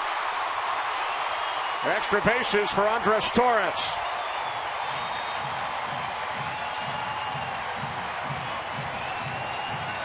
Well, Torres gets a fastball from Chassin, and he just deposits it. Bang! Beautiful swing. He goes down and gets it, keeps the head right on it. And then he beats Ryan Spielborgs over his head right above the 365 sign. Spielborgs just couldn't get back there. He was playing shallow, and he got burned for it. So a runner in scoring position for Matty Burris, who is 0 for 2. So it took you 3 days. Yeah, it took me 3 days to get drafted. All the way up in the 24th round, I got drafted. And I finally got the call. And you know what's funny is I grew up and spent a lot of time in St. Louis. I was an avid Cardinal fan growing up. And, of course, who drafts me? The Chicago Cubs, the team I grew up despising. Well, it didn't take me long to reach a loyalty with the Chicago Cubs, and then I had to, all of a sudden, the team I grew up loving, I had to despise them as being a Cub. So your allegiance changed pretty quickly. Yes, very much so. I grew to really enjoy Ryan Sandberg and Andre Dawson and those guys. And then I had to dislike guys like Whitey Herzog. So, of course, the draft wasn't televised. There was no internet. How'd you find out? I got a phone call from the scout at the time, a guy named Spider Jorgensen, who's no longer with us, but that was the phone call I got. They got him. Oh, boy, what a huge mistake there by Torres. And a great play by Troy Tulowitzki, slipping in. Watch the quick spin. I mean, he is out by 10 feet. Well, what a huge play that is for the Rockies. They just got Torres being way too aggressive. Troy Tulowitzki and Chassin worked that. I mean, that was a clinic right there as far as a second base pickoff. Beautifully done. 1-1 to Burris. Fouls it back, now 1-2. Let's take a look. Troy Tulowitzki shows him the glove, and once he shows him the glove, and watch the block of second base. I mean, Torres' hand never even gets back to second base. That's a great job by Troy Tulowitzki and Ulysse Chassin.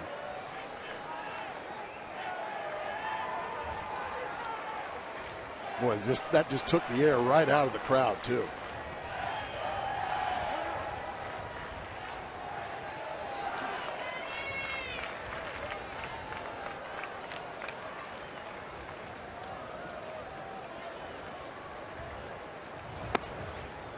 Fastball missing low and inside. Now 2-2 on Matty Burris.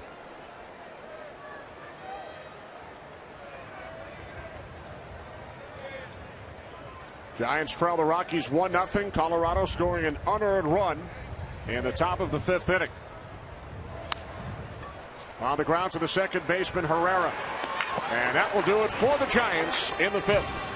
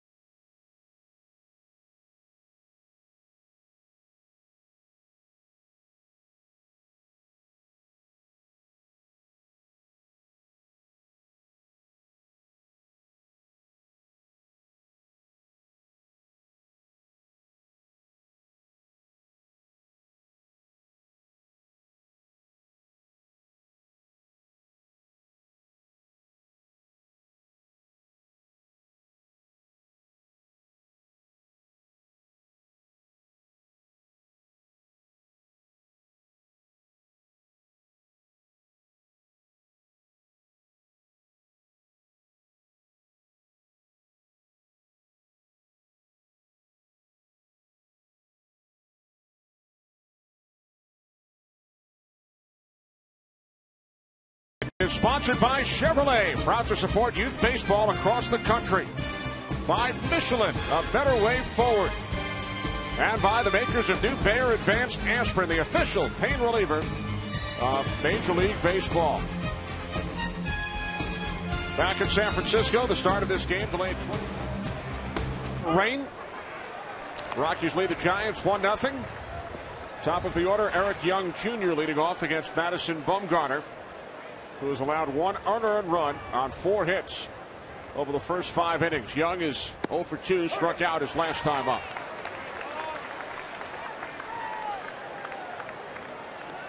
Well, it's turned into a beautiful afternoon, hadn't it, Kenny? We didn't think we were going to get this one in this morning when we woke up. I mean, heavy downpour here in the San Francisco area. Rain throughout the morning. But a beautiful afternoon with fans here in San Francisco out to watch their first place team, the defending World Series champs. 2 balls, 2 strikes.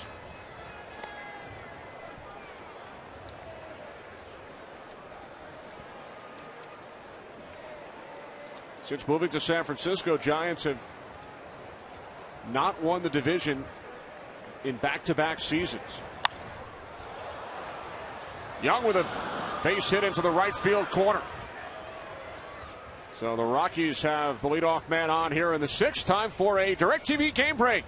We go downstairs. Chris Rose. Guys, you remember when Albert Pujols went a month, 105 at bats without a home run? Well, now he's got them in consecutive days and 11 on the year. That gave St. Louis the early lead. But Carlos Pena, the power strokes work, and he's got 8 this year. This game tied at 4 in the 6th. And a big weekend for Chicago, which is already 9 games back of the Cardinals in the National League Central. Kenny and Manny? All right, Christopher. Oh, Rosie, you're killing me. We'll see the Cubs on Fox next week in Philadelphia.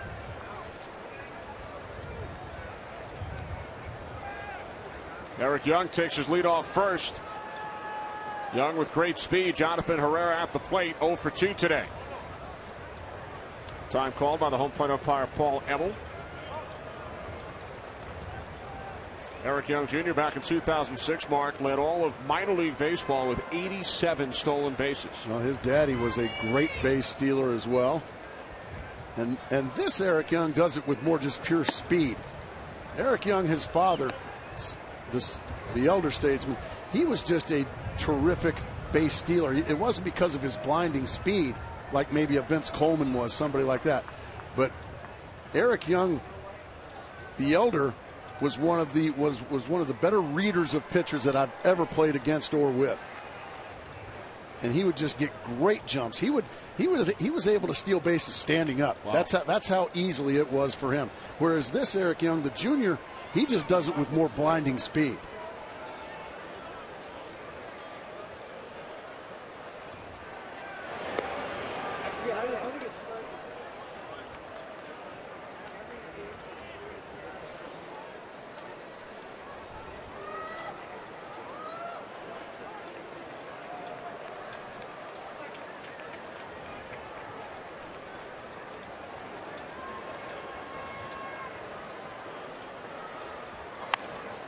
Herrera lays down the bunt. A sacrifice by Herrera, moving Young over to second. Well, in celebration of World Environment Day tomorrow, Budweiser is asking guys to skip shaving with a goal of saving 1 million gallons of water. Pledge to skip shaving anywhere from 2 days to 3 weeks. Every gallon counts. I like it. So we're all going to be fearing the beard. I think Chris Rose would look good in a beard, don't you?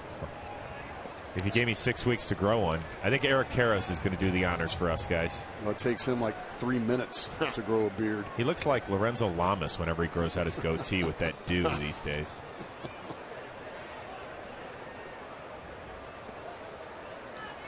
Chris, I think you would look good with the Brian Wilson type beard.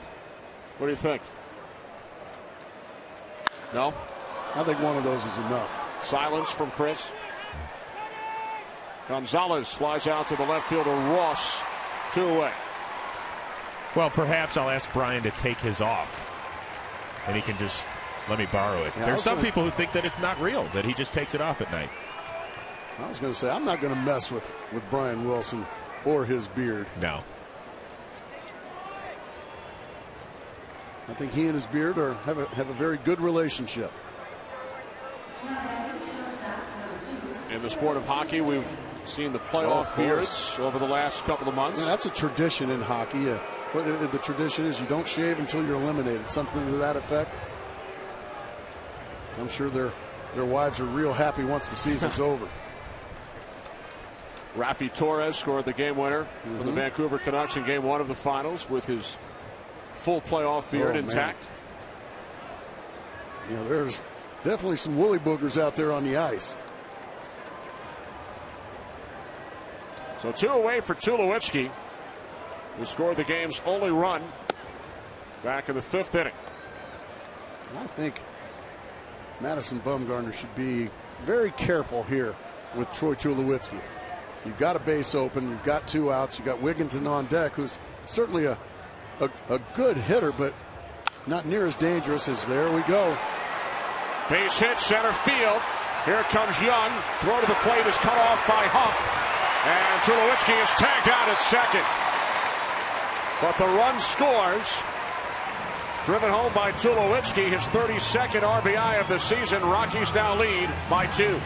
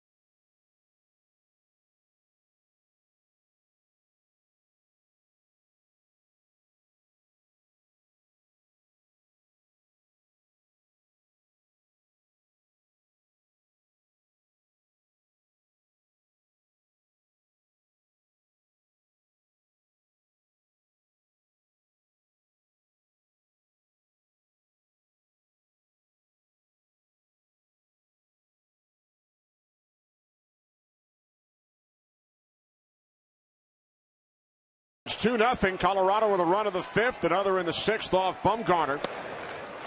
As Nate Schierholtz leads off for the Giants. He's reached base twice. A double off the first base bag in the 1st inning. He walked in the 3rd. Eric Young scored the 2nd Colorado run before Tulowitzki was tagged out at 2nd, and Young has been replaced in center field by Dexter Fowler. And Chassin promptly falls behind 3-0 to the leadoff hitter Schierholtz. 91 pitches in the game for Chassin, so I would imagine he's starting to feel it a little bit. It wouldn't surprise me at all to see Jim Tracy get his bullpen going here shortly.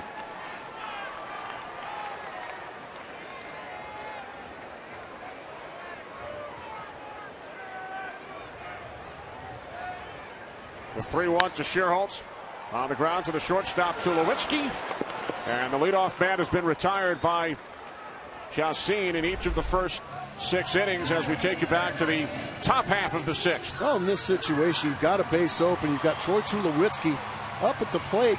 And there was a conversation before Troy Tulowitzki got the base hit, was thrown out at second, between Chris Stewart, his catcher, and Bumgarner. And I think in that situation, you've got a guy just called up from AAA in Stewart, and you've got a 21-year-old in Madison Bumgarner. And I think what he was telling Bumgarner is, hey, let's pitch carefully here to Tulowitzki, and we'll make Ty Wigginton have to beat us. Well, I think that's a lot to put on a 21-year-old. I think trying to pitch around Troy Tulowitzki, well, he ended up making a mistake, and it cost him a run. I think in that situation, Bruce Bochy might be better off just say, hey, intentionally walk him. That way you don't get a mistake. Well, the youngster made a mistake, and now it's 2-zip. Tulowitzki scored the game's first run, drove in the second. The 1-2 to Aubrey Huff. And Huff is down on strikes. Second strikeout for Chacin. Let's take a look at this beautiful sharp slider from Chacin. I mean, the bottom falls right out. Nice job also by Jose Morales behind the plate, being a wall and knocking down anything that would be a wild pitch. And Cody Ross on head day has had a tough time of it. So 0-for-2. Fly to center and fouled out to the third baseman Nelson. Chacin allowed 2 base runners in each of the first 2 innings. But since that time, a walk to Schierholtz in the third and a Torres double in the 5th. And now Ross takes him deep in the 6th. On Cody Ross bobblehead day, Ross hits his 5th home run of the season, cutting the Rockies' lead in half.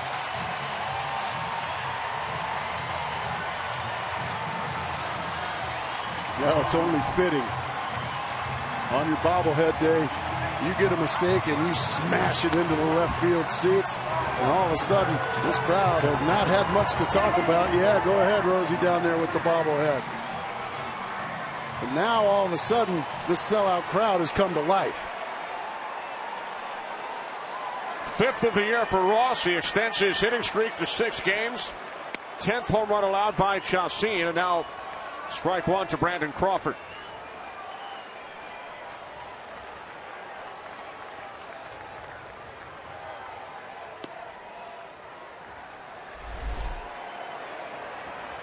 Well, he just puts a beautiful swing on that fastball middle in and just lines it out of here in a hurry. Much to the delight of another sellout crowd here at AT&T Park. Herrera had trouble with it, recovers, and throws out Crawford. Giants finally on the board. Cody Ross goes deep. We'll return after these messages from your local Fox station.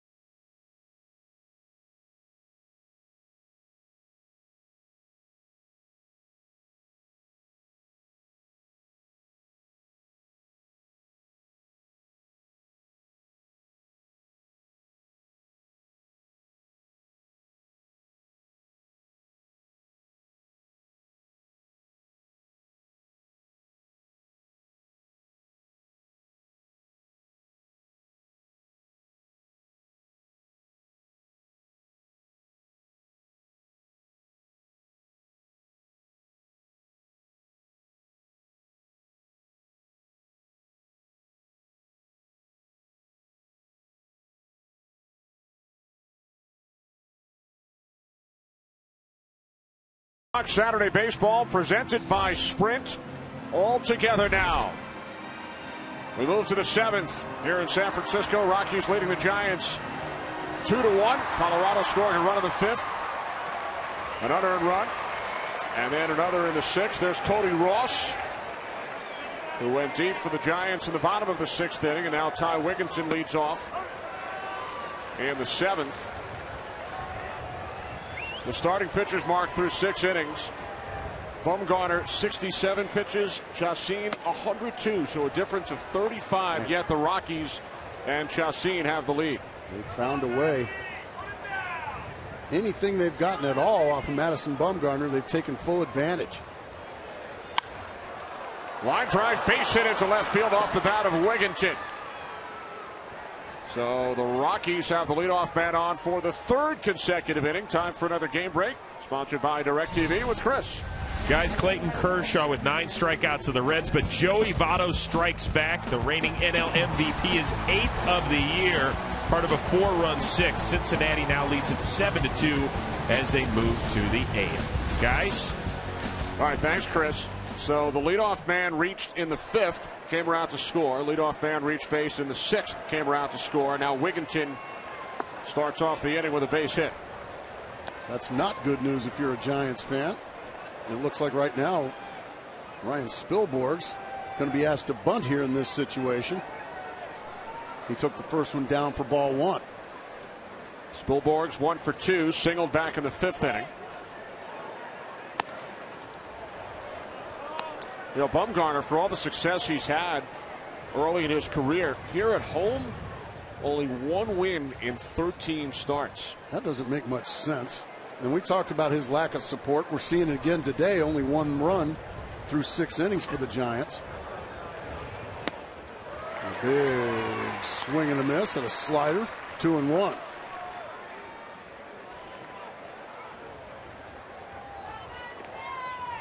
Bumgarner 1-5 here at home in 13 starts over the last 2 seasons. Career record of 9-12 overall, but an earned run average of 3.16. Giants have not been able to score many runs for him. Now 3-1 on Spilborgh's. Seth Smith, the Rockies' usual right fielder, has the day off today. So Spilborgh starting in right. And he takes strike 2. He started down towards first and then was called back by the home plate umpire, Paul Hummel. Good pitch there on a 3-1 situation. He threw the slider and got it for a called strike. Now decision time for Jim Tracy. Do you send Wigginton at first base on the 3-2 count and try to stay out of the double play? I think if you're Jim Tracy, I think you absolutely have to send the runner here.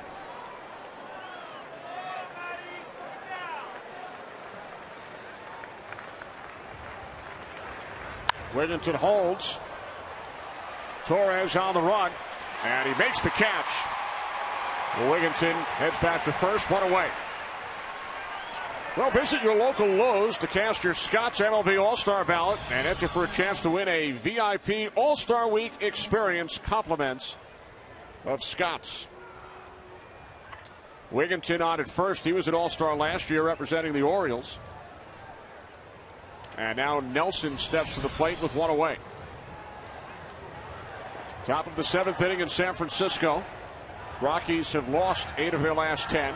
5.5 out of the National League West. Rockies have never won a division title.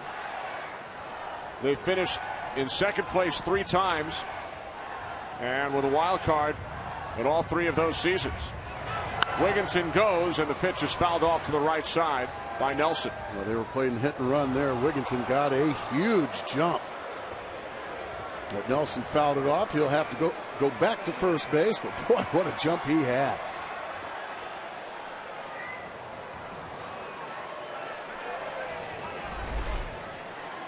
Take a look at the jump. Oh man, he had that one stolen easily.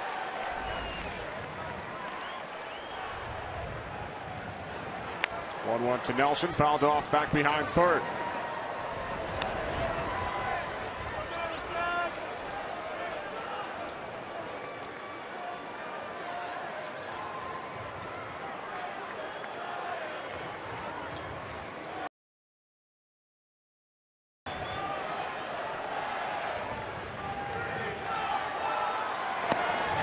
Nelson down on strikes. It just blew him away with a 92-mile-an-hour fastball. Climbs the ladder just a bit. Gets him to chase it up out of the zone at the letters. Boy, you got to have some kind of bat speed to catch up with that one up there. Nelson, another strikeout victim here for Bumgarner. Number 6.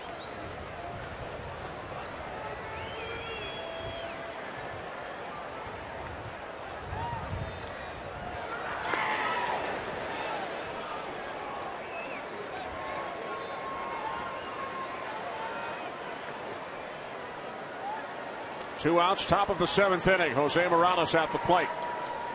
Grounded into a double play. Intentionally walked his last time up. A good fastball. Bumgarner just continues to impress. Just perfectly located right to the glove and right by Morales.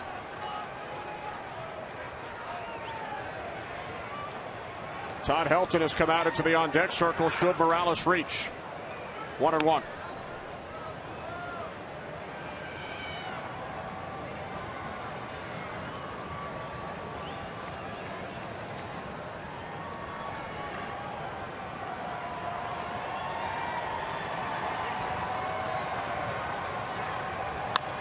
From Bumgarner, bounce to the right side. Burris has it, throw to first, and that will do it for the Rockies. In the 7th, Wigginton stranded. 7th inning stretch time in San Francisco.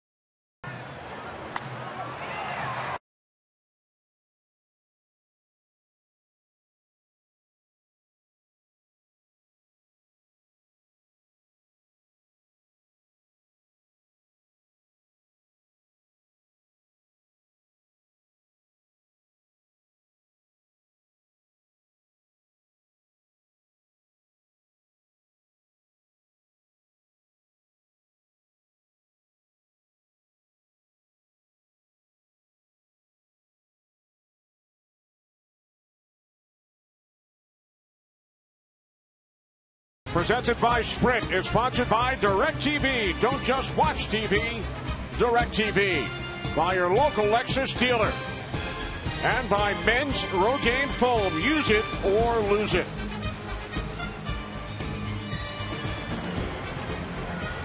Bottom of the 7th inning here in San Francisco.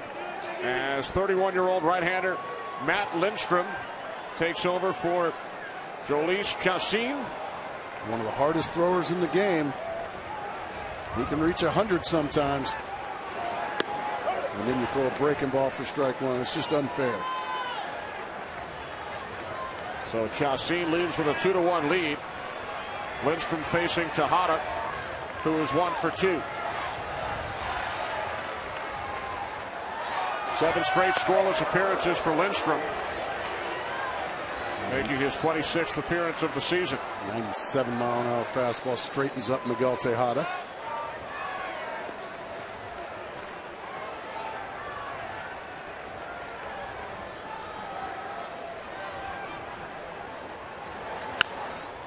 Bounce to third. Here's Nelson. 1 out. Time now for the Just for Men Keep Your Edge Spotlight. Just as Jolice Chassin has given the Rockies the edge, you too can keep your edge with Just for Men mustache and beard.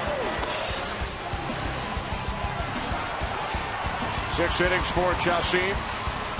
Allowed only 4 base hits. 1 run on the Cody Ross home run. And now Aaron Rowan will pinch hit for the catcher Chris Stewart.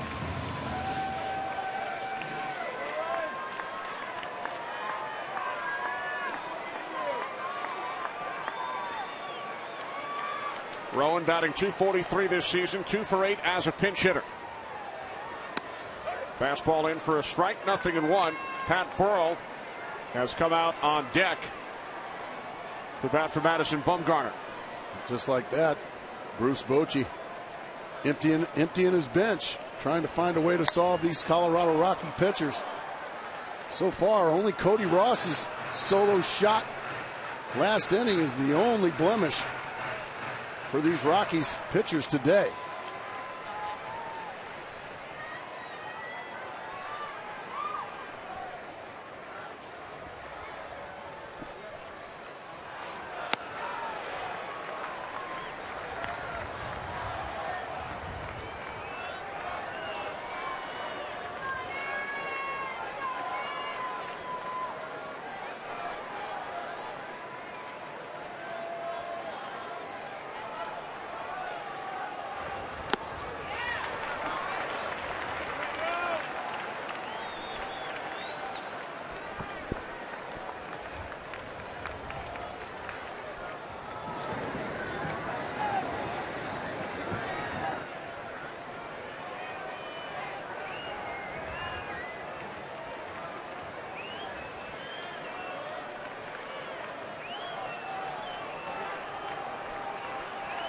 The 2-2 to the pinch hitter Rowan, and he fouls it back. Kenny, you almost got that foul ball. Good try. It was close. Yeah. I like the effort.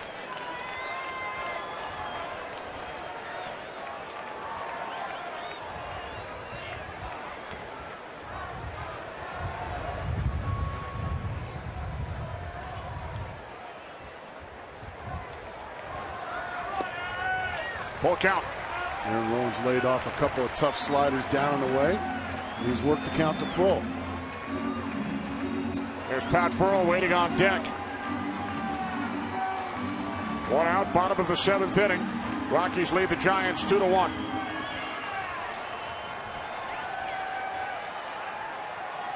Lindstrom on in relief of Chassin. Payoff pitch to Rowan. The shortstop, Tulowitzki, 2 away. Well, Fox Sports is proud to support Stand Up to Cancer and their work to fund groundbreaking research that helps accelerate treatment to patients. Stand up for someone you love. Visit standuptocancer.org/Fox Sports to learn more. And Mark, I know you and I are proud to support Stand Up to Cancer throughout this 2011 Major League Baseball season. 100%. With the Rockies leading this game 2-1 over the San Francisco Giants. Got us a good ball game here this afternoon, Kenny. Both starting pitchers have been outstanding. Fastball from Lindstrom missing high and tight. Ball 1 to Burrell. Anytime you can watch the world champions, consider yourself pretty fortunate.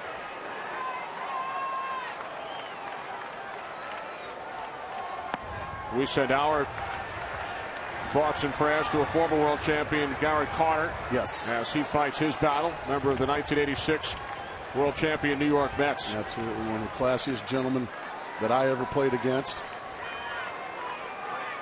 Hang in there, Gary.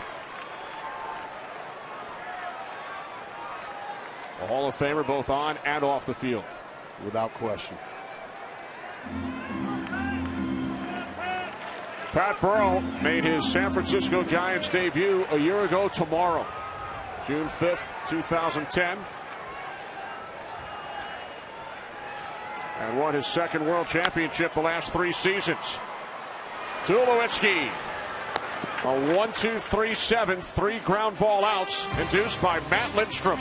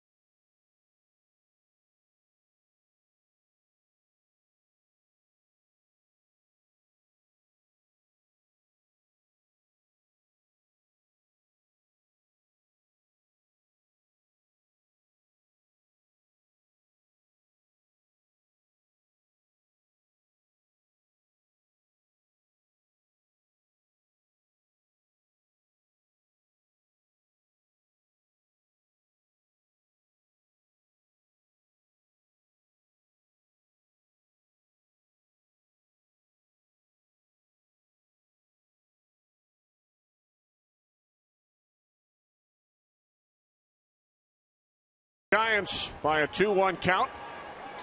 We would like to welcome back one of our great cameramen here at Fox, Dave Benzer, who's battled some health issues. Great to have Dave back working his first Fox game of the season. Yeah, he's doing great. Good to have you back, Big Dave.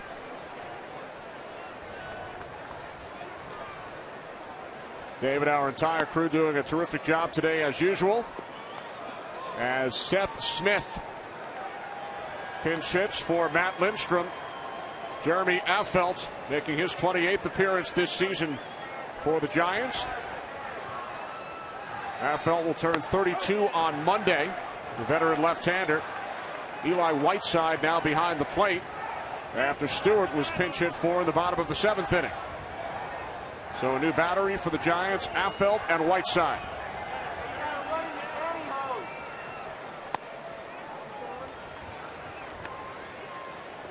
Affeldt, a great arm. Still throws in the mid-90s with the fastball. Got a great curveball as well. Really done very well since coming over to the Giants. His only bugaboo is every once in a while he'll miss the strike zone. And he gets himself in trouble with walks once in a while, but when he's on, he's one of the better left-handers in the game. Seth Smith 0 for 5 last night. Here's the 3-1 from Affeldt. And a base hit into left field off the bat of Smith. So the leadoff man is on for the Rockies for the 4th consecutive inning. 2 of the previous 3 have scored. Time for another DirecTV game break with Chris. Kenny, the Dodgers have come all the way back. Matt Kemp already with 1 homer today. This one grand style, his 6th career grand slam, his 3rd career multi-homer game. Dodgers and Reds, they are tied at 7 as they are in the 8th. Back on up to Kenny and Manny. Wow, what a comeback by the Dodgers. They got a slugfest going. We got a pitcher's duel over here on the West Coast. Dexter Fowler batting for the first time, lays down the bunt. Fielded by Affeldt. It's a race to the bag, and he tags him out. Well, that's a great play by Affeldt as Aubrey Huff vacated and left Affeldt on that island to try to win a foot race. with Dexter Fowler, and a nice job there, a nice athletic play by Affelt. He gets it. Now I got nobody to flip it to. I better make a tag. That's a really good play there by Jeremy Affelt. Whoa, where'd you go, Aubrey Huff? But a successful sacrifice it is. I rarely say pitcher and athlete in the same sentence, but I'm going to have to right there, Kenny. He earned it. Doggone right he did. Affelt tags out Fowler. Smith moves to second. Here's Jonathan Herrera. Herrera 0 for 2, a sacrifice his last time up, which helped set up the second Colorado run. Rockies with a run in the 5th, another run in the 6th. They lead the Giants 2-1. Smith takes his lead off second with Herrera at the plate.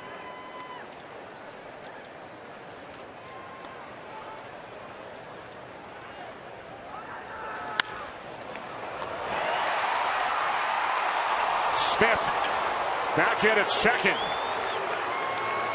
as the Giants look to turn 2. Yeah, tough luck hitting there for Herrera. Really heads up base running by Smith, getting back to second base just ahead of the toss, so he'll remain in scoring position.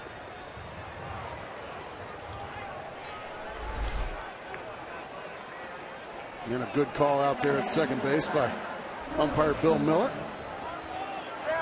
Got a good umpiring crew here today.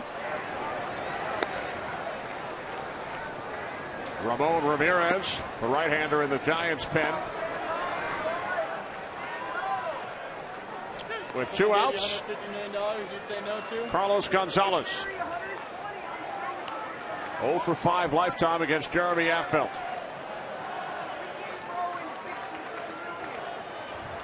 Looking ahead, Giants will have the top of the order due up in the bottom of the 8th inning. First pitch to Gonzalez, gets away from the catcher Whiteside. Smith moves to third. That'll go as a pass ball. That was just big league skillet right there on the part of Eli Whiteside. Almost a strike. He just flat out misses it.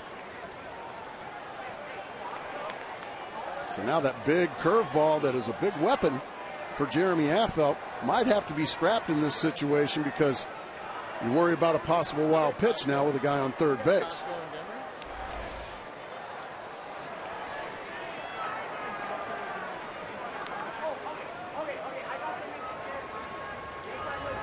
There's the curveball. He threw it anyway, but he missed.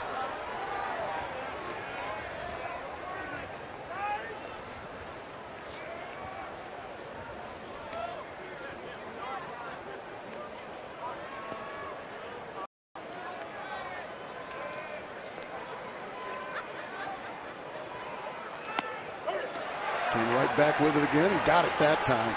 Good pitch.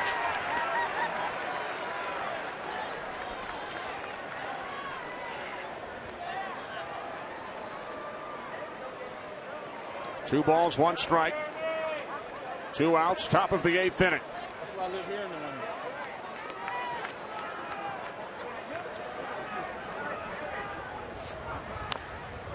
Bounce to the right side, foul.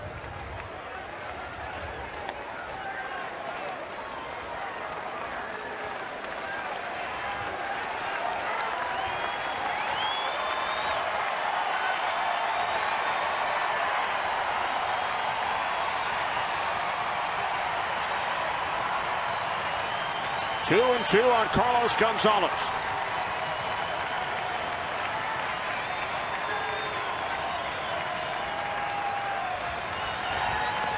Got him.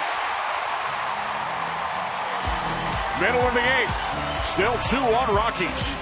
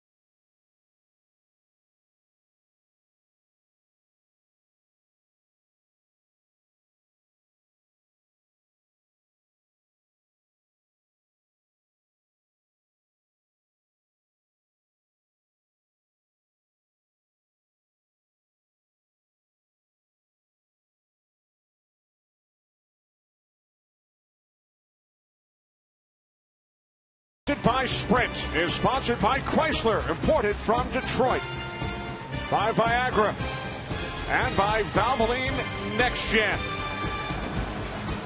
Bottom of the 8th inning here in San Francisco. Kenny Albert, Mark Grace, and Chris Rose.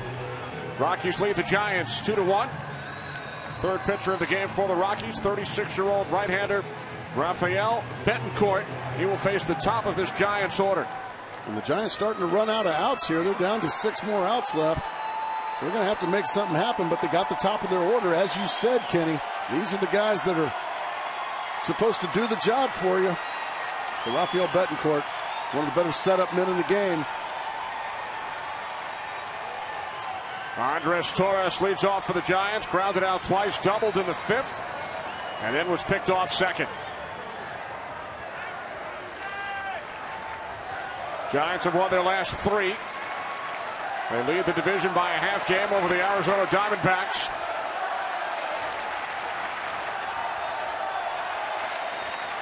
$41,000 plus on hand. Crowd chanting, "Let's go Giants." Yeah, that's the norm here. Sellout crowds are the norm here. They sold out all 23 home games this season. They played 35 on the road. Only 23 are at home yet. First place on June 4th. Well, when you can pitch, you are in every game. And boy, these Giants can pitch.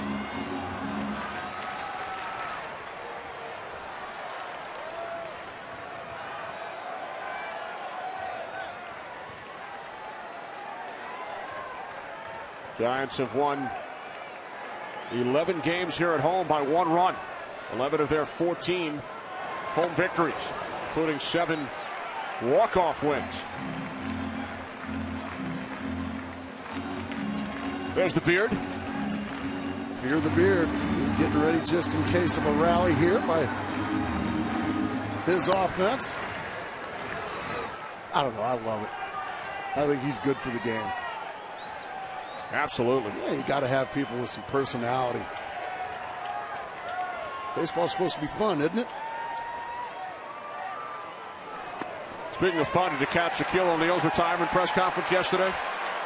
I don't think he could have done it any better. How refreshing was that? It was great. Good for Shaquille O'Neal. Now I'm going to miss watching him play basketball. So just about our entire adult life, Kenny, he's been a dominant center.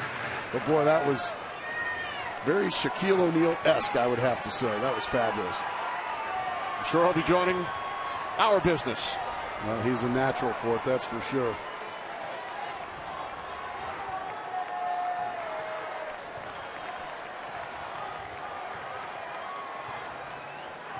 The 3-1 from Betancourt is fouled back. Just in front of the Giants radio booth. John Miller, Mike Krukow do a terrific job out here in San Francisco. Dave Fleming also over there as well. Oh, there's Dave. He was shielded. I couldn't see Dave.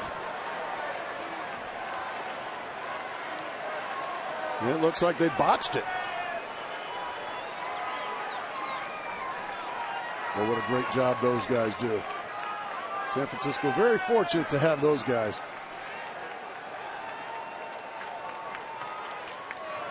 Payoff pitch. Torres got a piece of it. And we are fortunate to be joined, as always, by one of the great statisticians in the history of sports broadcasting. Marty Aronoff celebrated a birthday on Thursday. Well, happy birthday, Marty. There he is. One of the best in the business. Looks good for 30, doesn't he? He does.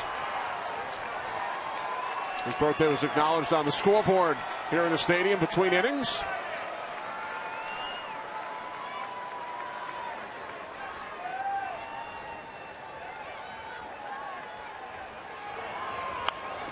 Another foul. Marty was stumped for the first time in his career earlier today. What'd you stump him with? When Cody Ross hit his home run in the 6th inning, I don't think anybody knows, not even Marty, how many players have homered on their own bobblehead day. Even Marty doesn't know that one. I thought he was stumped on, did you ask him how old he was when you stumped him? Took him a while, but he figured that one out.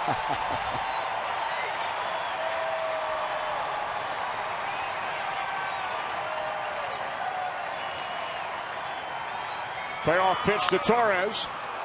Bounce to the first baseman, Wigginton. The toss to Betancourt. One away. Well, we would like to thank Cody Ross, Ryan Spilborghs, and the home plate umpire, Paul Emmel. They have all worn microphones for us today. Let's listen.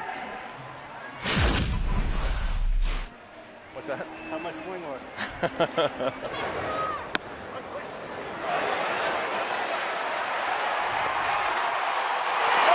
Tag him or no? Emmanuel Burris would have jacked that up. Manny Burris makes that play.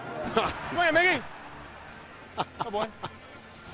So some of his teammates having fun with Manny. Don't call me Emmanuel Burris. Emmanuel Burris would have jacked it up. Manny made the play. I like that, Cody Ross. Speak of the devil, here's Manny, my namesake.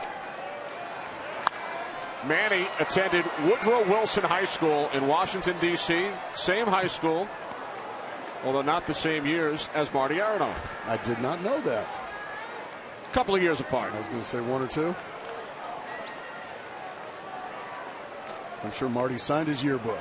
You know, it's amazing. Whenever a player is talked about by his teammates who are wearing microphones, he comes up next.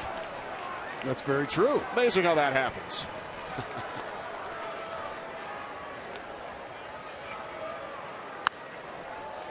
Nothing in 2 on Burris with 1 out. Bottom of the 8th inning in San Francisco. Rockies leading the Giants 2-1.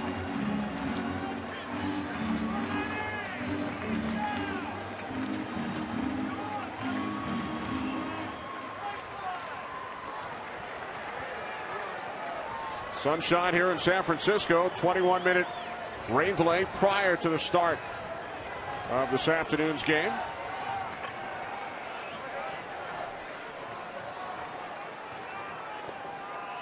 The 0-2 from Betancourt, missing away. Now 1-2. That's a good 0-2 pitch there from Betancourt. Just missed the outside corner.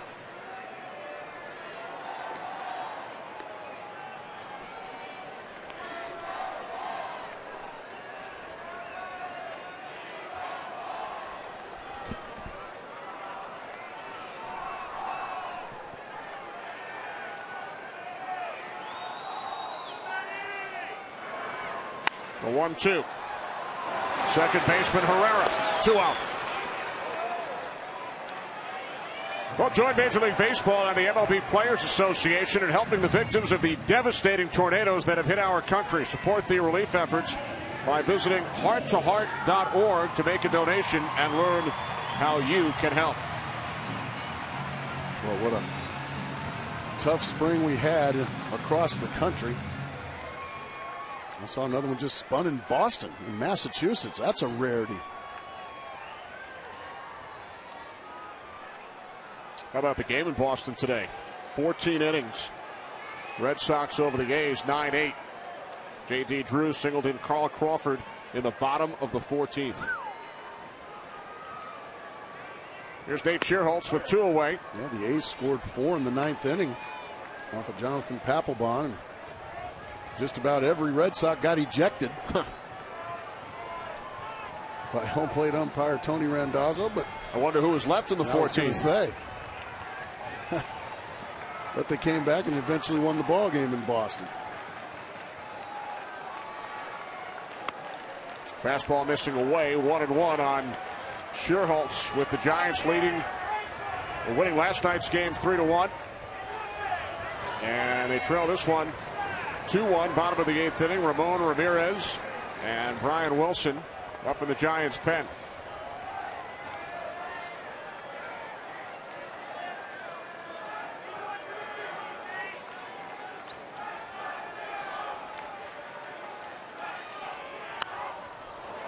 One and 2 on Schierholtz. Speaking of Boston, Nate Schierholtz's mom, an athlete as well. She ran the Boston Marathon twice. No kidding. Man. Back in 04 and 05, his mom, how Karen. do you know that? That's not just normal information. I have to credit the Giants' terrific public relations staff. I see. Well, that's pretty cool. That would make me tired. Can't run 26, huh? No. 26.2. have trouble running one anymore. Center field, Dexter Fowler.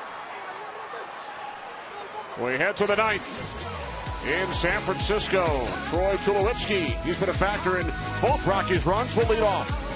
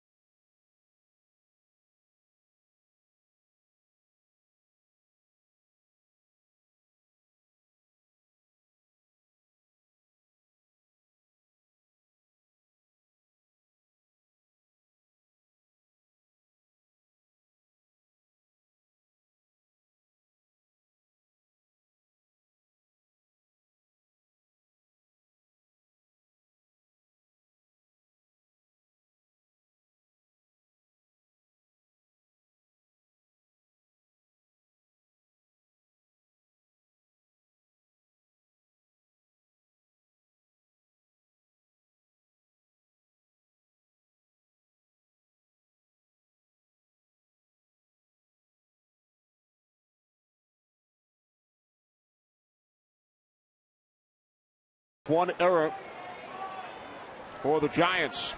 Troy Tulowitzki will lead things off here in the ninth for Colorado, facing the former Rocky, veteran right-hander Ramon Ramirez. Out of the bullpen, and Tulowitzki takes a called strike, 0-1. Tulowitzki, a big base hit.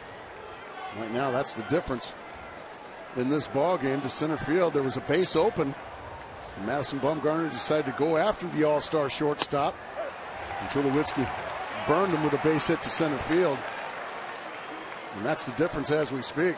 Tulowitzki scored the Rockies' first run back in the fifth inning, and then singled in Eric Young Jr. in the sixth. Bounced up the middle. Crawford spins, throws, not in time. Tulowitzki safe at first. And the Rockies now have the leadoff man on for the fifth consecutive inning as we head down to Chris Rose, another DirecTV game break. Chris? Yeah, Kenny, here's how it ended in Boston. J.D. Drew in the 14th, a base hit to score Carl Crawford, who had a huge day with 4 hits and 3 RBI. The teams combined to use 16 pitchers. Red Sox have won 15-20 and now trail the Yankees by just a half game in the American League East. Kenny and Manny? All right, Chris. So the Red Sox have won 5 of their last 6. Carl Crawford, that's a nice story, isn't it? Following the slow start. Man, I mean, icy start. But he's equally hot now. Certainly is. Ty Wigginton at the plate as Ramirez throws to first. Rockies' leadoff man now, Mark, are 6 for 9 with 2 runs scored. And that's usually a recipe for scoring a bunch of runs, but credit the Giant pitching staff. They found a way to wiggle out of trouble just about every inning today.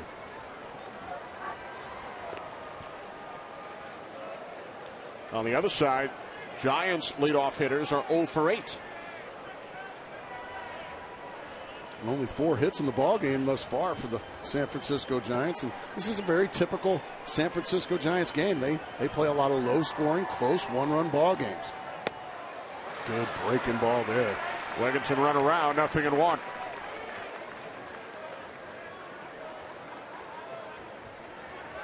Top of the 9th inning. Rockies with a 2-1 lead. Colorado has not fared well in one-run games. They are just 6-12, worst percentage in all of baseball.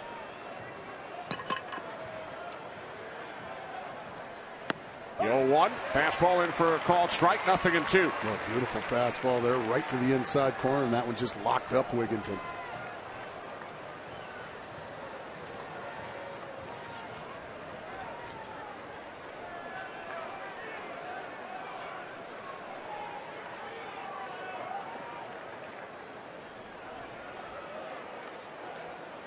The 0-2 from Ramirez. Shallow center field. Shortstop Crawford backpedaling. Makes the catch for out number 1. Time now for the Valvoline Next Gen Right play of the game, with the Rockies leading 1-0. Bottom of the 5th inning, Andres Torres picked off second base. Yeah, he got caught napping, and that was a huge play in this ball game. Watch Tulowitzki just completely block the bag. Andres Torres still hasn't touched second base.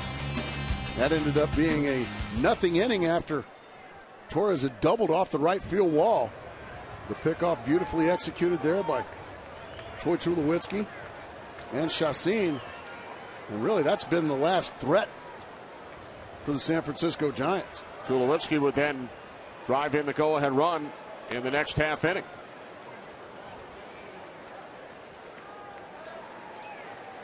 Giants scoring their only run on a Cody Ross home run in the 6th. Off Chacin, the only run he allowed. Giants will have the middle of the order due up in the bottom of the 9th. Runner goes. Throw by Whiteside is not in time, and Tulowitzki has his 4th stolen base of the season. Fabulous jump there by Tulowitzki. Ramon Ramirez just falls asleep and forgets all about Troy Tulowitzki. He gets a great jump. Whiteside makes a strong throw, but easily in there. What has Tulowitzki not done today? Yeah, 3 hits. Scored a run, drove in a run, a stolen base, and that terrific play on the pickoff of Torres. Exactly, in the consistent Gold Glove defense. Now that takes the double play out of order and adds another runner in scoring position here for the Rockies. They've had plenty today. Plenty of opportunities, and that was what Jim Tracy was lamenting before the game. Need some productive at-bats in these situations. He said, and that's what's been missing in the month of May and now into June. Because this was the best team in baseball for a while there in April. They've fallen on hard times, especially offensively. Rockies started the season 11-2, finished 17-8 during the month of April.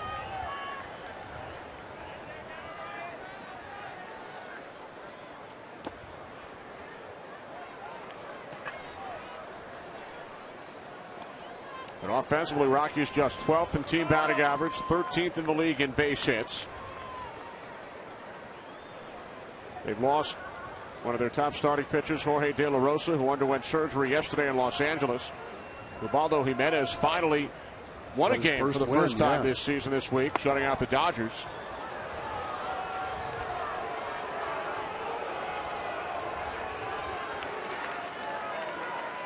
Yeah, last year, the All-Star Game starter for the National League. Took him until June to get his first win this year.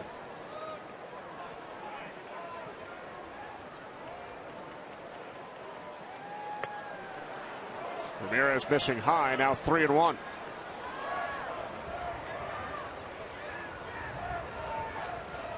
Houston Street, 14 saves this season, up from the Rockies' pen.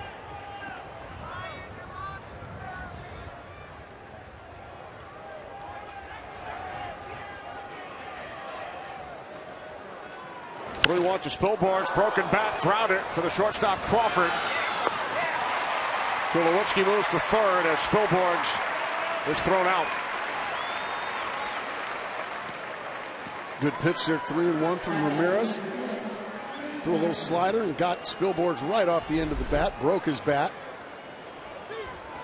Those are scary, those javelins come flying at you. Fortunately, nobody hurt.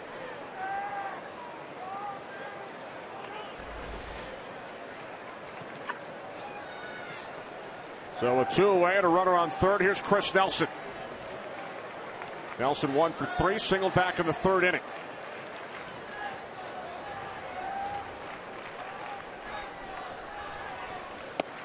Terrific job by our entire crew today here in San Francisco. Our producer Jeff Gowan, director Jim Lynch, associate director Eric Billigmeyer, associate producer Andy Cavanaugh, technical producer Dan Rattante, technical director is Dan Berger, and the pregame show is produced by Don Bowie.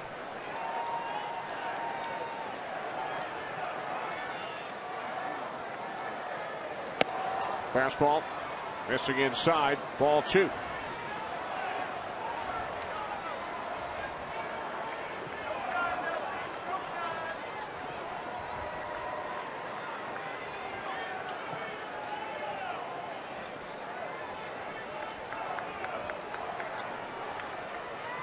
Two-0, missing low, ball 3.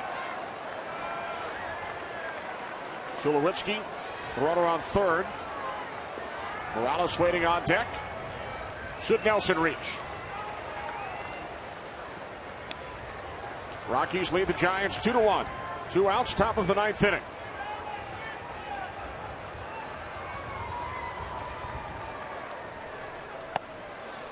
Fastball missing inside. Nelson draws a walk. Runners on the corners for Morales.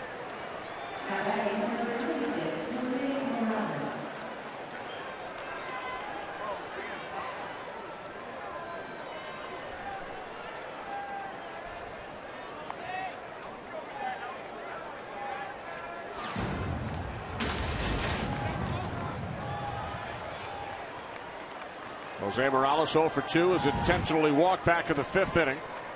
He'll try it from the left side, the switch hitter this time.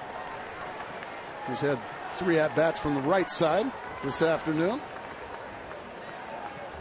Against the left-handers, Bumgarner and Affelt. Now facing Ramirez. First pitch, he went around, strike 1.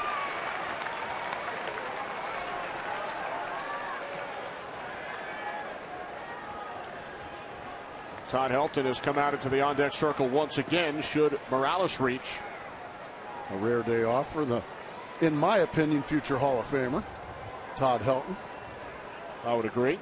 Helton came out on deck in the 7th inning, but Morales grounded out to end the inning. Will he get an opportunity here in the 9th? 0-2. Good fastball once again right by Morales. Giants with the middle of the order due up. Huff, Ross, and Crawford in the bottom of the 9th. These Giant fans are so supportive and so loud. They haven't had much to cheer about here this afternoon, but Aaron once again on their feet trying to get Ramirez through this top of the 9th inning. The 0-2. Morales got a piece of it with Nelson on the move. So Nelson will head back.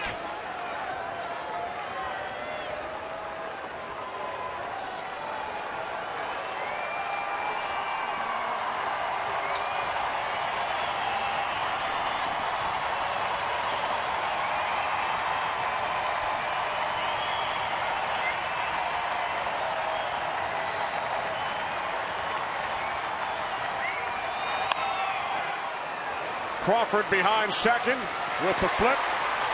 We head to the bottom of the 9th. Rockies strand 2. They lead by 1.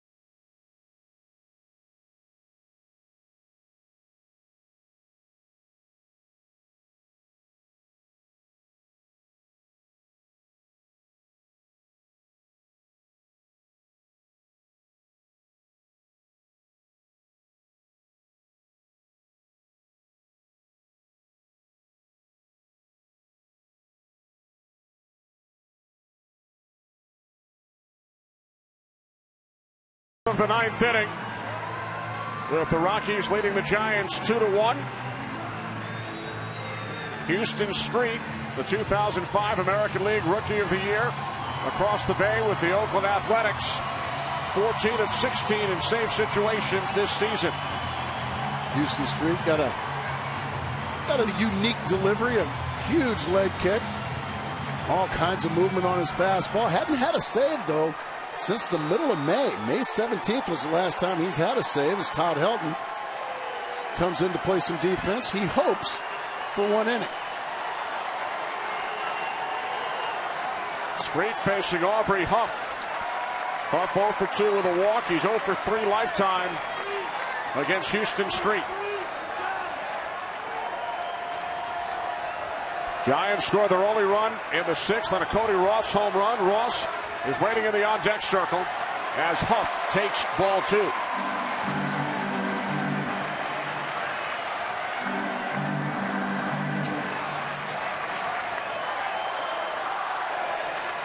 Giants trail by a run. They have the best record in one-run games this season at 15-7. Center field, Dexter Fowler moving to his right to retire Aubrey Huff. Well, a 2-0 count. Houston Street just challenged big Aubrey Huff with a fastball down the middle, and he got away with it as Huff could just sky it to center field for the first out.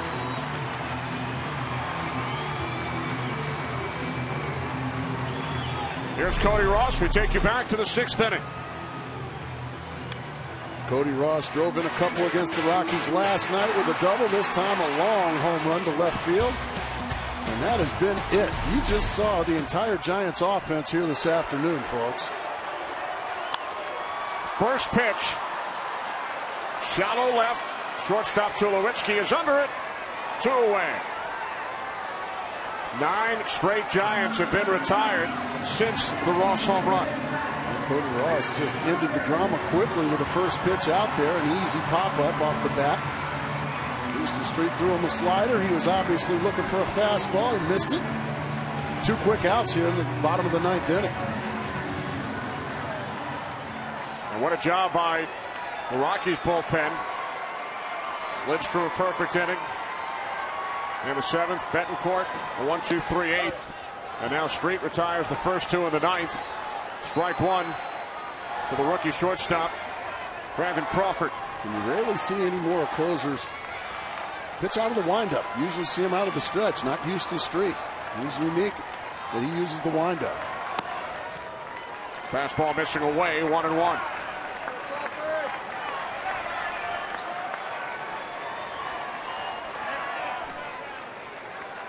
Giants down to their final out.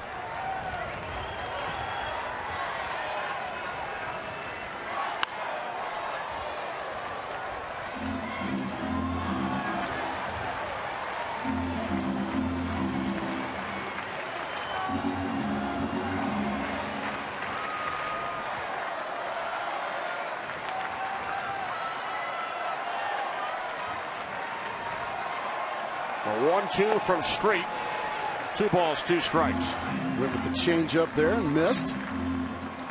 That's one of Street's best weapons, is that changeup to left-handed hitters.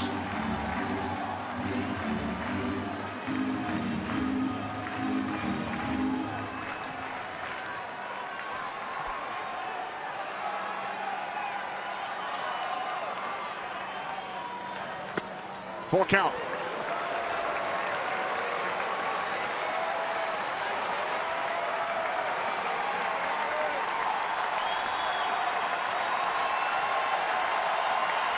These Giants fans are special. They're on their feet trying to get a rally. Payoff pitch to Crawford. It's drilled to deep right field. On the warning track, the catch is made by Spilborghs, and that will do it. Well, what a great play by Spilborghs to end the ball game. A drive to right field, running it down, hitting the wall. Well, what a way to end the ball game. Beautiful play by Spilborghs. Eyes right on the baseball, all the way into the glove. Bang into the fence. Rockies win. Save number 15 for Street. Chauncey in the win. He's 6-4. Another tough loss for Madison Bumgarner. We'll return to San Francisco to wrap things up right after these messages.